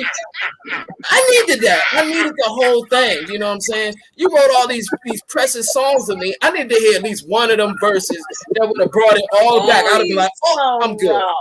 Oh, you so wrong. I needed to bring him back. I'm sorry. You make me so sick right now, Strad. Don't do that. Don't do that at all. And here I was on your side when you said he should, but you want to throw shade. But we got one that left, so hopefully she'll come back. But go ahead, Michelle. But overall, There's more to the story. Allegedly, it's being said that Kirk didn't protect him when he was young. Okay. And I'm not going to go more into that. So overall, they both need help. For sure. True. He shouldn't have cussed his son out. You was talking about, you was asking us, do we feel the ball in the throat? No, for me, I know it's when somebody talks to me that way, when I know I'm not in the wrong, I got a feeling in the pit of my stomach that just drops, Okay. And so he shouldn't have cussed them out. When I first heard it, I said, who is that? I didn't know who it was. Because my grandfather cussed, so I can't stand cussing. Because I believe you have a better vocabulary. Somebody told me that an old man told them, and they asked him, why you don't cuss? He said, because that's not part of my vocabulary. There's other words out there that you could get your point across versus using cuss words. And I believe in that. There is a better vocabulary out there. People are already stereotyping. He got a whole album you could use. Yeah. He had a whole album he could have used. But still. But overall, he shouldn't have cussed his son out. And when I first heard it, I did not know it was Kirk. Because in my mind, I'm like, dang, they know how to cuss real well. And then when I heard that it was Kirk, I said, oh, he been cussing. It was a profession. He was professional, is what you're saying. That recording was a very professional beatdown of cuss words. Okay. Okay. You know what? And I started laughing because I was like, I ain't surprised because all those Negroes be cussing and stuff. But overall, he should not have cussed. They need to get it straight. Whoever his friend, the son's friend was that leaked it out, it's not really him trying to get points. It's really some major stuff that his daddy and him have not resolved. And they're never going over with that, though. Huh? They ain't gonna go on over with that. I know that. They're not gonna even go with Ayana and Zion. Baby, please. You probably hear they take the cameras down because they in there fighting. But my thing is this. I mean, you said something about the baby's mama. Yeah, the mother came in. I never did brought him in. Question. She involved Kurt Franklin in that situation. She's the one who brought the whole thing up. She should have protected her son. If she knows what's all going on, she should have protected her son and not have put him in that position. If she know her son's father is not getting along, she should have been like, baby, just don't cross that bridge. If you're not just ready let it go, though. What else you gonna do? If he's walked away, he's not trying to get healing. Why force my child to try to talk to him to get healing? If I'm gonna protect my son and help my son to get healing, I'm gonna help him to get healing to know that whatever happened to him is not gonna happen no more. He needs to let it go, release it, and move on in life. Because ain't nobody. You gonna tell him to play the Storm CD? Press the. It's over now. The storm is over now. Is that what you're trying to tell me? Well, listen, we all had certain dark issues that happen in our lives. I've been molested, but do you still see me hover over being molested? No. Okay. I'm moving on with my life. I'm not going to let that weigh me down. My mama and daddy did not protect me. But do you see me being bitter and still mad at them? Let me put myself out there. You see what I'm saying? I'm not saying this is what was the case, but whatever dark happened in their lives that has this bridge in between them, you're going to have to learn when you get older to let it go. Let it go. Forgive it, let it go, and move on. And do what you have to do to live life to the fullest. All right? I'm not mad at my mom. I'm not mad at my dad, even though they didn't protect me. Okay. Yeah. And I had to go through walls to figure out who I was because of what happened to me. So that's what I'm saying. Let it go. Get his own healing. What was you going to say over there? No, I was going to say, you were saying that. Excuse me. I'm sorry, y'all. I'm so sorry. Mr. B, Marcella's trying to get back in. If we can let her back in. Yeah, she's trying to get back in. Just a little technical difficulties here, but we're in. She's coming back. Oh, she is. I know. She's asking to get back. All right, Yeah, there she girl. Back to the snack. Felicia over there. Snack. I got eaten while I was away. I was just saying that the mom should have protected her son. If she know that road with the daddy is not going to get healed, she needs to go protect her son and help him get healing for himself. Bottom line, if she's the one that opened up that Pandora box, she's wrong for that. Wrong for that. So you were asking, you said the baby mom. The baby mom brought this to Kurt Franklin. The son's baby mom did, or yeah. Oh, okay. The son's baby mom. Okay. The son's baby mom, because she's saying he wasn't being a good fatherly figure. He wasn't taking care of the baby at home. He wasn't being a man. He's 30 years old. Those days are over. I'm sorry, I had to say that.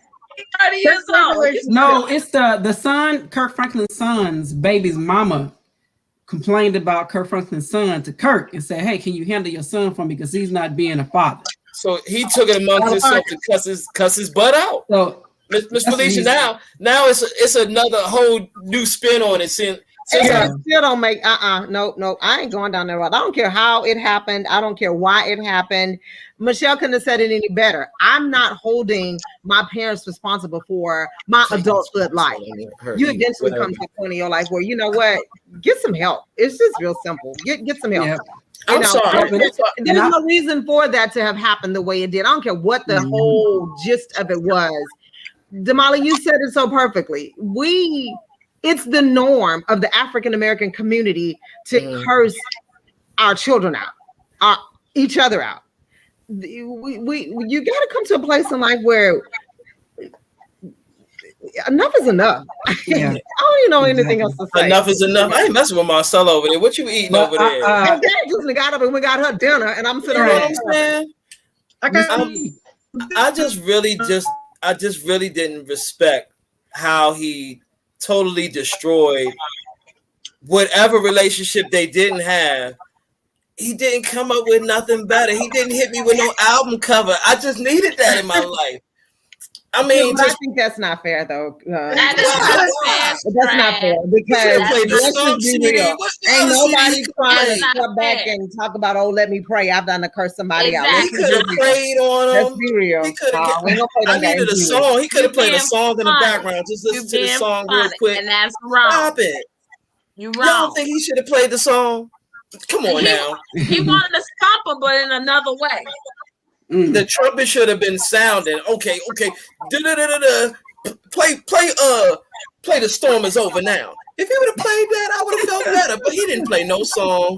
He didn't hit no verse. You and them making love to your wife, and she roll up and say, "Let's pray." No, that ain't the same now. Yes, it is. Yes, it is. No.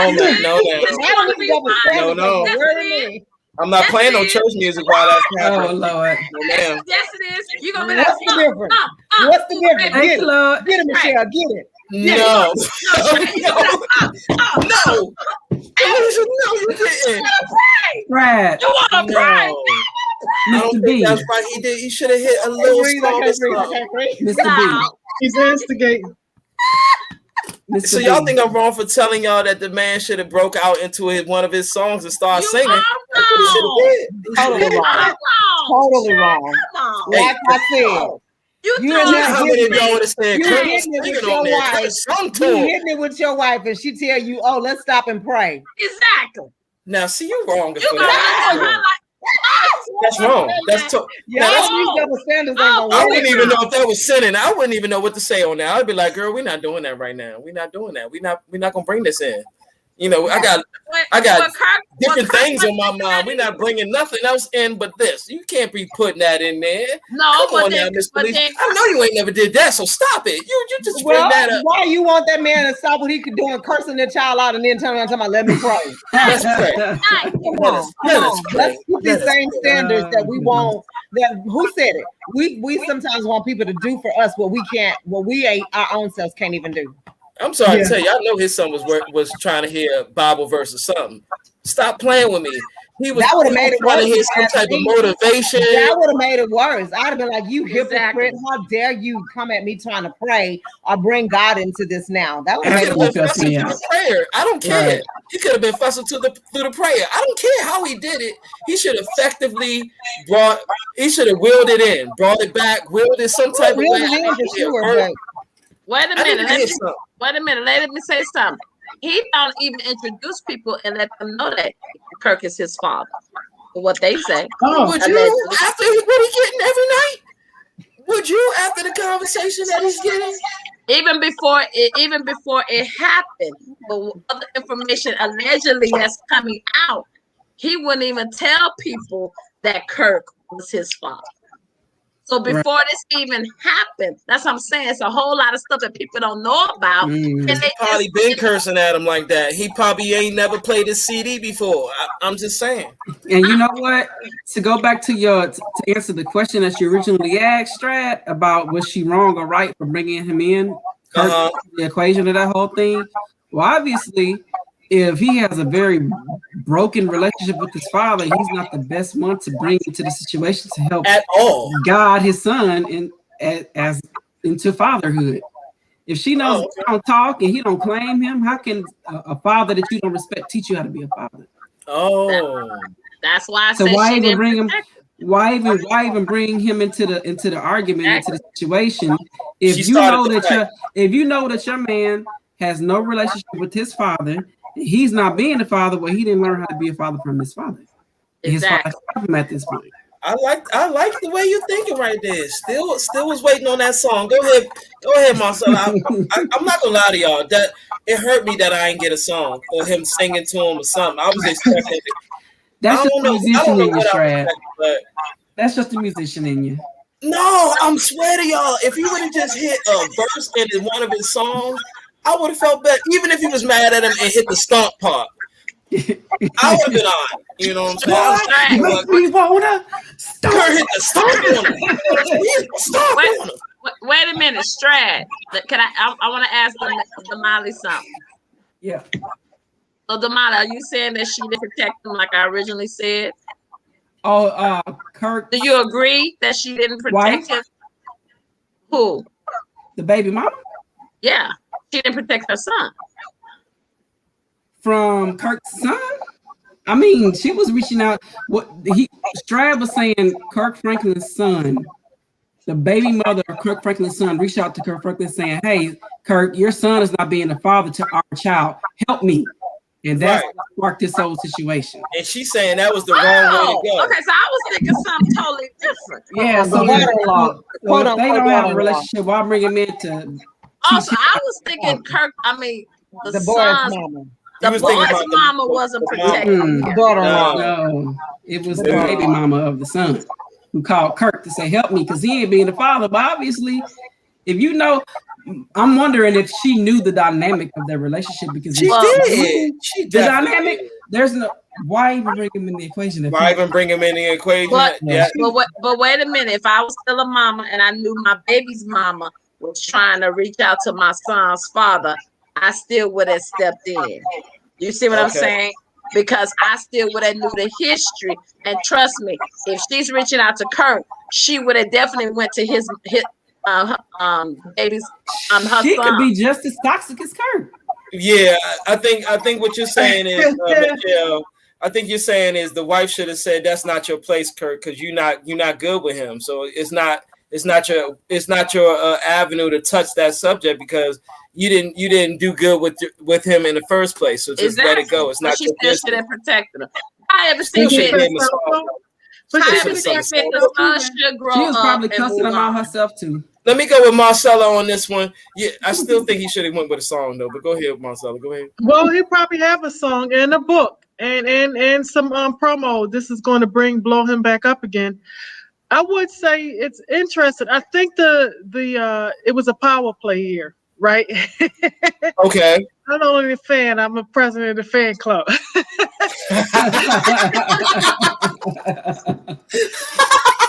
But she was out of pocket, man. That's none of her business. And I can understand her feeling like she could go. Maybe in African cultures, you go to the elder, and the elder straighten out what's going on with the family. But obviously, Kurt, we don't know what was going on that day. Here I go again for Kurt, right? Team Kurt. We don't know what was going on that day. Kurt could have had a bad day. Okay. So what? Hit a Bible verse on the song. So my point is, here's a 33-year-old man not doing what he's supposed to do. His baby mama is causing drama, right?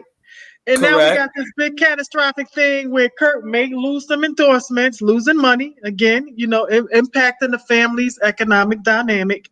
His son probably was humiliated to a certain degree, because would you want your father calling you about your business with your baby mama? So my point is, that activity, she was kind of wrong for that too. I mean, you're going to go, first of all, she's getting money. We know she's getting money. Okay. So, you're getting money. Maybe you're not getting other things that you want, but we choose the men. Men, I mean, Okay. men don't really procreate with us unless we choose them for that. And so my point is, hobby activity obviously proved to be disruptive to the family dynamic, and now she's sitting back like this because we don't even know who the baby mom is at this point. All we know is that Kurt cussed his son out for being a piss poor dad, or whatever that's supposed to mean. I still stand by Kurt. I don't know what the other 10 minutes of the conversation was, but it must have been a heck of a conversation, because he got cussed the F out, boy. But why was he taping? Why was he taping? And why did he release it? He was taping to let everybody else know that this man ain't Shiitake Mushroom now. Trying to destroy his He father. ain't worth every gospel album. All the stuff that he's singing. That's why the choir's singing, and all he do is talk it. I mean, I'm just saying. Trying to destroy his father. Well, That's disrespectful, and his father's the superstar. Nobody know who's Kirk Franklin's son. I didn't even know who Kirk Franklin's son was until this incident. He clout chasing. That's messed up. I think the man. I forgot he had a son, because I knew you forgot he had a son. I forgot he had a son. Oh, because he's just that little, he can't make no babies. Is that what you're saying? Yeah. Hey, Marcella, you brought up a good point about the whole book thing. This would be some good free press on a book release. And you had me thinking too about, just rewind back to our Derek Jackson conversation. That new book they just released, Heal Together. What a great opportunity for them to heal together. See, but you talking like that, but he wasn't talking like that. He wasn't talking about healing together. He wasn't trying to heal nothing. Only thing he was trying to do is see how far he can go with cussing him out. And I'm just telling y'all right now, I don't know how many albums Kurt Franklin got, but he should have chose at least one song to go in the argument. The whole argument went sour. I was like, bring it back, Kurt. Bring it back, baby. I was listening for him to bring it back. Like, he was pissed. I was listening for God Will Make a Way for Us. Something. He didn't give me nothing. He gave me all mad, man. I mean, and me, that ball in my throat would have got worse. Like this dude don't know how to talk to me. Who does he think he is? Like, I would have broke. I would have kind of broke my heart would have broke for somebody treating me like that. So no, kids will take you there, Strad B. Kids will take you there. And you know what, too? Are we allowed to play the video to look at it as a team, or is that against the rules? Say what? I thought he was Plies. I thought he was it's a hip hop artist that look a little like him. I think his name is Plies, and sound a little like him. And I swear most people thought it was him with that cursing. But are we allowed to look at the video, or we just have to assume everybody's seen the video? We're gonna. What do you mean? You want to look at the video and I want to relive everybody it. heard it. So I want to relive Everybody heard it. They just got our synopsis on it. He didn't bring up no songs. All he did was cuss them out. You can make your own judgment by that. The problem I see, like when you go to I'm a teacher, and I watch kids throughout my matriculation. I watch parents on how they treat kids and how they interact with certain kids, and I be looking for the whooping. I'll be looking for the parent to come spank they behind. Like, can you please spank this kid for me? But they just wouldn't do it. It's the God in them to keep them from whooping them. But me personally, they needed that tap, that slap on the wrist, that little tap on the boom. But Kurt Franklin, he didn't deserve that time because his son's too old for that. Like, you got to talk to me. You got to come at me a whole nother way. In order to touch my soul, to get me to stop looking at you in a different way, eyeing you, thinking of you in a different way, you're going to have to come correct. You're going to have to be like, talk me down. Like, smooth talk me. Move the pen a little bit easier. Don't come at me all stronger. I'm going to come in just as stronger because since I'm at this age, I feel as though I can step too. Like, I can fight back. I'm like, no, we have to say. Yeah, he got beat down. Like, no, brother, you're not going to get by now. You're not going to talk to me the same way you've been talking to me before. Now we're on a whole nother level, dude. Like, you don't got no respect for me. I'm going to show you what type of respect you really need. Like, let me give you the respect you deserve. So I thought Kurt Franklin, he might have, if the son is any bigger than him, Kurt Franklin would have got beat on, personally. Yeah, they probably have been kicking it. Well, we coddle our kids too much anyway. He was handling his son the way he felt he had to. He know his son. And as black women, we oftentimes get in the middle of a man checking and helping another man along his way. I'm convinced that there's more to the story than that. You just always there's definitely more to the story, and it's just like I said, it's 30 years worth of stuff, and from what I've already mentioned, those were just key words if y'all picked up on it. Allegedly, there's definitely more to the story. That's the reason why the reason why his cussing his son out was so strong and professional. Yeah. Oh, it was professional. It was professional. Before we even think about ending this podcast, I just want to build you guys perspective on how these things are going to go. We're going to be doing this Monday through Friday and enjoying our time between each other on understanding the aspects of what's happening in this world that's affecting our lives and your life. So this conversation that we've been having, I really want to ask you, how effective has this conversation been to you to make you a stronger woman? Or has it even broken you down to make you piss you off a little bit? Has Mr. B pissed you off? Has anybody been able, has my male perspective brought to anything to light, or has broken the male perspective down? Let me get the firebird of this entire conversation. Let me get Miss Felicia on this aspect of it. You just want to shake your head. Here we go. See what I'm saying? I'm tapped out. It's almost over, Miss Felicia. It's almost over. I'm tapped out. I ain't got nothing else to say. I ain't got nothing else to say. You ain't got nothing else to say, so you just tapped out on it. So everything that you feel as though that you said tonight was sincere. It came out of the heart. There was nothing you want to leave to the table when a man is cheating. And absolutely. Okay, it's nothing you want to bring on that. Anything I've said that didn't change the perspective of how men think and what men do, or am I your typical man? Not at all, sir. All right. No, I'm serious. Like I stand my ground on what I believe. Okay. And Kurt Franklin wasn't wrong for not bringing up no songs though. I'm sorry. I gotta bring that up though. It's gotta happen to me. The man wrote too many albums to not say not one verse. You didn't say not one verse, Kurt. Anyway. Let me. I digress on that. Miss D, what about you? Is there anything in these conversations that we had? These two conversations, has this changed the perspective of how you feel the male perspective is? Are we just chauvinist pigs or anything? I need to know what your. I will say this. If anything unfortunate ever happened in my life with my husband, I'm gonna live like a millennial. What? Oh God. Okay. Now, and we did hear what you said about your aspect of what the millenniums are. So you just basically gonna do what he did. Do what I want to do. Do what you want to do. Okay.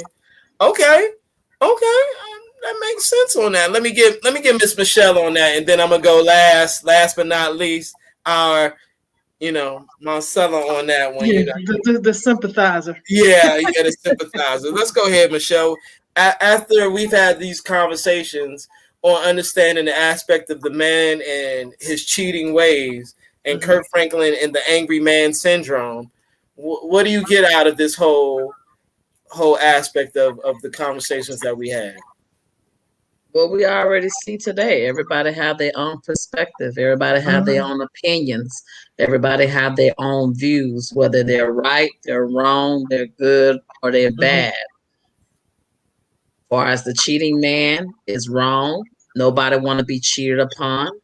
And if you're gonna have a passion to do something, or gotta practice what you preach. That's just bottom line. Don't put yourself out there and then don't expect people to keep you at your word or what you teach and what you preach. Okay, because it's like you being a hypocrite. Oh, you bury white nuts, practice what you preach, huh? Okay, I hear you. No, that's what I'm saying. You're being a hypocrite. I mean, that's just you just being a hypocrite. As far as Kirk, fall asleep on us, Miss Felice. Go ahead. No, she's asleep. As far as Kirk, it is what it is. I mean, either him and his son want to get it right, and if they don't want to get it right, just part ways and get your own healing. Okay. Just part ways and get your own healing, because, like I said, I'm not gonna let what happened in my past keep me from my future. Okay. And I'm not gonna continue trying to bring other people down because I'm miserable. I'm gonna still love my son. The way he approached him, it was wrong. He shouldn't have, he could have handled it differently. But I mean, hey, we pop when you hit that button. I mean, there's no control over it. Even me. If you hit that right button, you will see Michelle Black in a totally different way. But the one thing I will say, you won't get no cuss words out because instead of me cussing you, I'm be trying to beat your head to the white meat. Let's put some hands to it, because you're not gonna disrespect me in my face. You're not gonna disrespect me. If you could talk all that talk, put some action behind it. So that's the reason why. That's the reason why I walk away from a lot of stuff, because I know that I mean, like, hey, I don't want to cross that bridge because I got two little men in there that I have to be examples for. So, I just want them both to get healing for themselves. And I appreciate everybody's opinions in here. This was very much learning how people think. That's why I said everybody's going to have their own opinions. Everybody's going to have their own views. But as long as we all come to this conclusion that everybody need help and you shouldn't have did what you did, that's all that matters. Okay, let's go ahead and hit him on the head with this one, Marcel. Let's go ahead and hit him on the head. Well, I just have a couple of things to say. I believe that, we, and so should they, continue to live their life like it's golden, live it unapologetically. I feel that we in a cancel culture, right? Okay. And so a lot of times we want to cancel people for non-conformance. So he's not conforming. Don't get me started. He's not conforming to how we think he should be. He didn't behave the way we think he should. He didn't handle that situation the way we felt he should, right? But he handled it the way he had to in that moment. And that's freeing to me. I feel that we should stop letting other people's opinion color the way, permeate our consciousness and determine how we are and how we exist on this plane.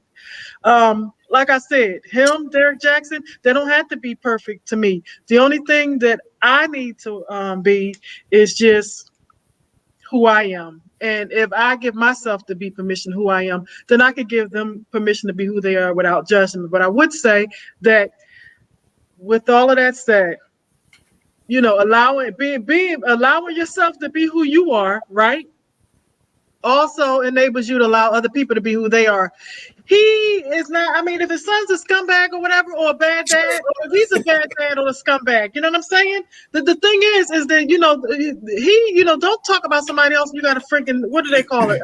Okay, so now I'm trying to quote Bible scripture, right? You didn't do what Kurt Franklin did. Don't do it today then. You can't talk about the twig or the toothpick in somebody else's eye, and you got a freaking tree branch hanging out of yours, right? So I don't think either one of them. I'm messing it up. I know. Somebody help me. But my whole point is, hey, you're a bad dad. It is some probably said when this is probably what made Kurt go off. This is probably how the conversation went. Oh, your girl told me what a sloppy, disgusting dad you are. And his son probably said, well, you wasn't S as a dad either. On the road, I ain't never seen you. And who knows what other stuff he's been doing. You ain't never been there for me, And so it probably could have been going back and forth. And what's the end result? Two egos, two people that obviously love each other at odds. And Kurt Franklin is still gonna make money. And a lot of people don't even care. As a matter of fact, it makes him more attractive as an entertainer because he's not perfect. That's all I have to say about it. Just stop the doggone cancel culture, because that's what we're dealing with both Derek Jackson and Kurt. Cancel they ass because they didn't hold up to the image of them, of what we had of them. Period. Point blank. The end. Well, at this point in time, this conversation has really resonated with the women and in the men's perspective of how we think and what we think as. I mean, you did get the rawness of what my perspective was of both sides of it. You can only get how I feel. I can only tell you the truth of how and what I've been through and how I feel about these situations. So this is our unpopular opinion about these whole entire subjects. And that's just what it is. It's just our opinion about it. Wholeheartedly, it's my heart and soul about it, because this is how I feel about it. I feel as though if another man doesn't know how to talk to me, it's going to be a problem. It's like one of my biggest issues. If you don't know how to talk to me, I feel as though I got to put my hands on you. I know it sounds crazy, but I just won't let any man out-talk me, out-fight me, out-defeat me, so he's going to get a beating. Like, you're just not going to talk to me like that. So... Well, I mean, it just happens like that. It happens like that. At this point in time, since I'm older, I'm able to think more consciously through it and be able to handle the situations more diplomatically. But when I was younger, I didn't play any games. I didn't play any games with somebody out-talking me, trying to disrespect me. Like, now that I'm a man, you better show me that I am a man, or I'm gonna treat you as such. So it's just a whole different perspective on the situation. But at this point in time, our opinions are our opinions. And I really love you ladies by letting your souls and letting your hearts open up to the rest of the world and enjoying them and letting them enjoy who you are. Each one of you have your own opinion, your special opinion. And it's kind of like weird. It's like, oh, I know exactly who to call on when it comes to a certain topic, It's just who I can look at. Like, I know, Miss Felicia, I know you don't play no games. Like, when your husband watched this joint, I guarantee you, if he ever even sniffed a thought about it, he's definitely going to change his mental. You definitely not playing those games. He definitely knows where you at on a relationship. You're not joking. I get it.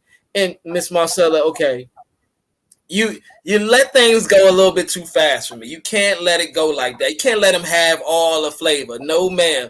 You got to put some sugar in that Kool-Aid right there. You got to add on just a little bit. I mean, that's just your opinion, though. I don't mind the way your Kool-Aid tastes. I don't mind it. It's just, I just be like, oh, really? And Miss D, to really be honest, Miss D, you really think it through more than anything. You think it through.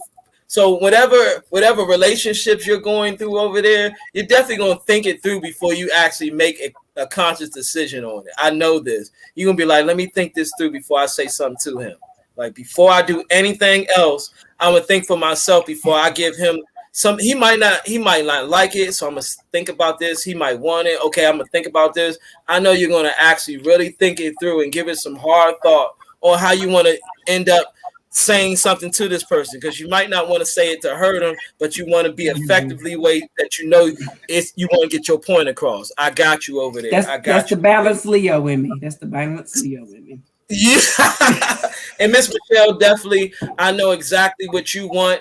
And technically, you like Miss Felicia too. You're not playing too many games over there either. You know it. You're definitely not playing no games. I seen how each one of you ladies piggybacked off each other, and you showed each other exactly what you guys in men. Like I could see all four of you putting one man together, and that one man is Superman because he has every inch of him and every aspect of him. He has gotten stronger by you building him up.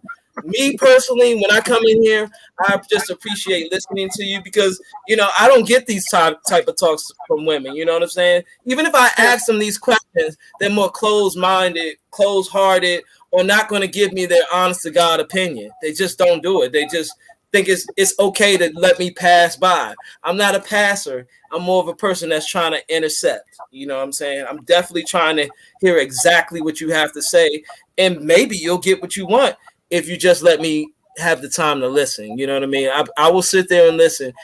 It's just how you come at me, how you say it. So it all depends. So once again, this is our unpopulated opinion. In our popular opinion, what is the last word you would like to say, whether there's a business? Because the only business I know is that this is going to be aired every day at what is your time over there, Miss Michelle? Oh, you on mute. You on mute. You on mute. Still on mute. I'm sorry, we're Central Standard Times. I dare not tell you what time it is right now. All right. So you're in the Central Standard Time. Miss Felicia, what about you? Do you? I thought you wanted to talk about your business real quick. What is your business, Miss Michelle? Oh, my business is the Kingdoms Group. We're a business concierge company. So we help businesses with their administrative needs. And we also have our own travel agency where we provide you travel services and also plan your various events like conferences, seminars, and meetings which require traveling. So we have that experience as well. Okay, Miss Felicia, your business you would like to put out there? Yes, so I am the owner of Smart Scholars Foundation and Smart Scholars Academy. We are a licensed in-home daycare and a nonprofit organization. I have to think about it for a minute. Here in Houston, Texas. All right, Miss D. You on mute, Miss D. You on mute. Okay, sorry about that. No, I don't have a business of my own, but I am on the leadership team of Our African Family, which is a nonprofit organization operating in Fifth Ward, Texas, where we support families in Fifth Ward with the different needs of that area. We do coaching with kids, after school programs, bridging the generational gap between the youth and the elders, preparing the relationship between the community and the police in the area. So a lot of different things that we do, just depending on what the immediate need is and our long-term plan. So I love it. OurAfricanFamily.org. All right. Last but not least, Miss Marcella. Oh, okay. So I'm the owner and founder of eRubric LLC. We're a small business and we offer businesses who serve underrepresented communities in areas such as shelter. The opposite of shelter is homelessness, of course, closing the digital divide, and many other issues that affect diverse populations globally. The areas that we operate in is strategic management planning. A lot of times we'll support for-profit and nonprofit entities. And the reason being is if you gross less than, let's say, $1 million, we will work with people who make more than $1 million. However, I like to focus on smaller business making the largest amount of impact that are in the communities globally, helping and addressing societal issues. Woo. Thank you very much. And that pretty much concludes my. All right. Well, I get so passionate about it that I just keep going on and on. So I kind of wanted to make it short and sweet. www.erubric.com. All right. And I am Mr. Stradivari, Mr. B. I am an artist, musician, and teacher. I have a virtual business of music. My ultimate goal is to have my own music school. I teach about 16 kids every last instrument. My virtual teaching is mrb.com at gmail.com. So if you just want to hit up Mr. B, I'll be teaching your children as much as I can. trying to build their foundation, make them better people, make them better students, and just building their lives in togetherness as one, and just making them great people. That's what I believe in. My artisan teaching is just to make them great people. I believe in tonight, I'm just trying to make you ladies great by bringing your joy to us and to the ATS family. I'm so happy by meeting you ladies. So happy that you built yourselves and built our foundation together. There's nothing that we can do but make each other stronger by having these conversations.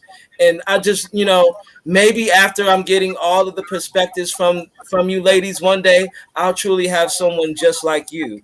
So it's just a great way to say I really appreciate you, appreciate every last one of you. Thank you for making me stronger. Thank you for just giving me the perspective that I need to actually enjoy other women and see where their heads are truly at. And maybe I can get somebody that's developed exactly the tone and the respect that I got from you ladies. This is a perfect moment for a man to say, yes, this is exactly what I needed to hear tonight. And hopefully you enjoyed this night so we can have other nights can be just as enjoyable as this. So once again, this is the unpopular opinion of you. And we are pretty much done for tonight. So if you have your tea, go ahead and sip your teas for everyone. Go ahead. I know y'all off the chain. We got our tea. Y'all off the chain. It's gonna be a point in time. We definitely gonna hook this up. And I will say good night to you ladies. I love you, and everyone else loves you as well. Good night, y'all. Good night. Good night, everybody.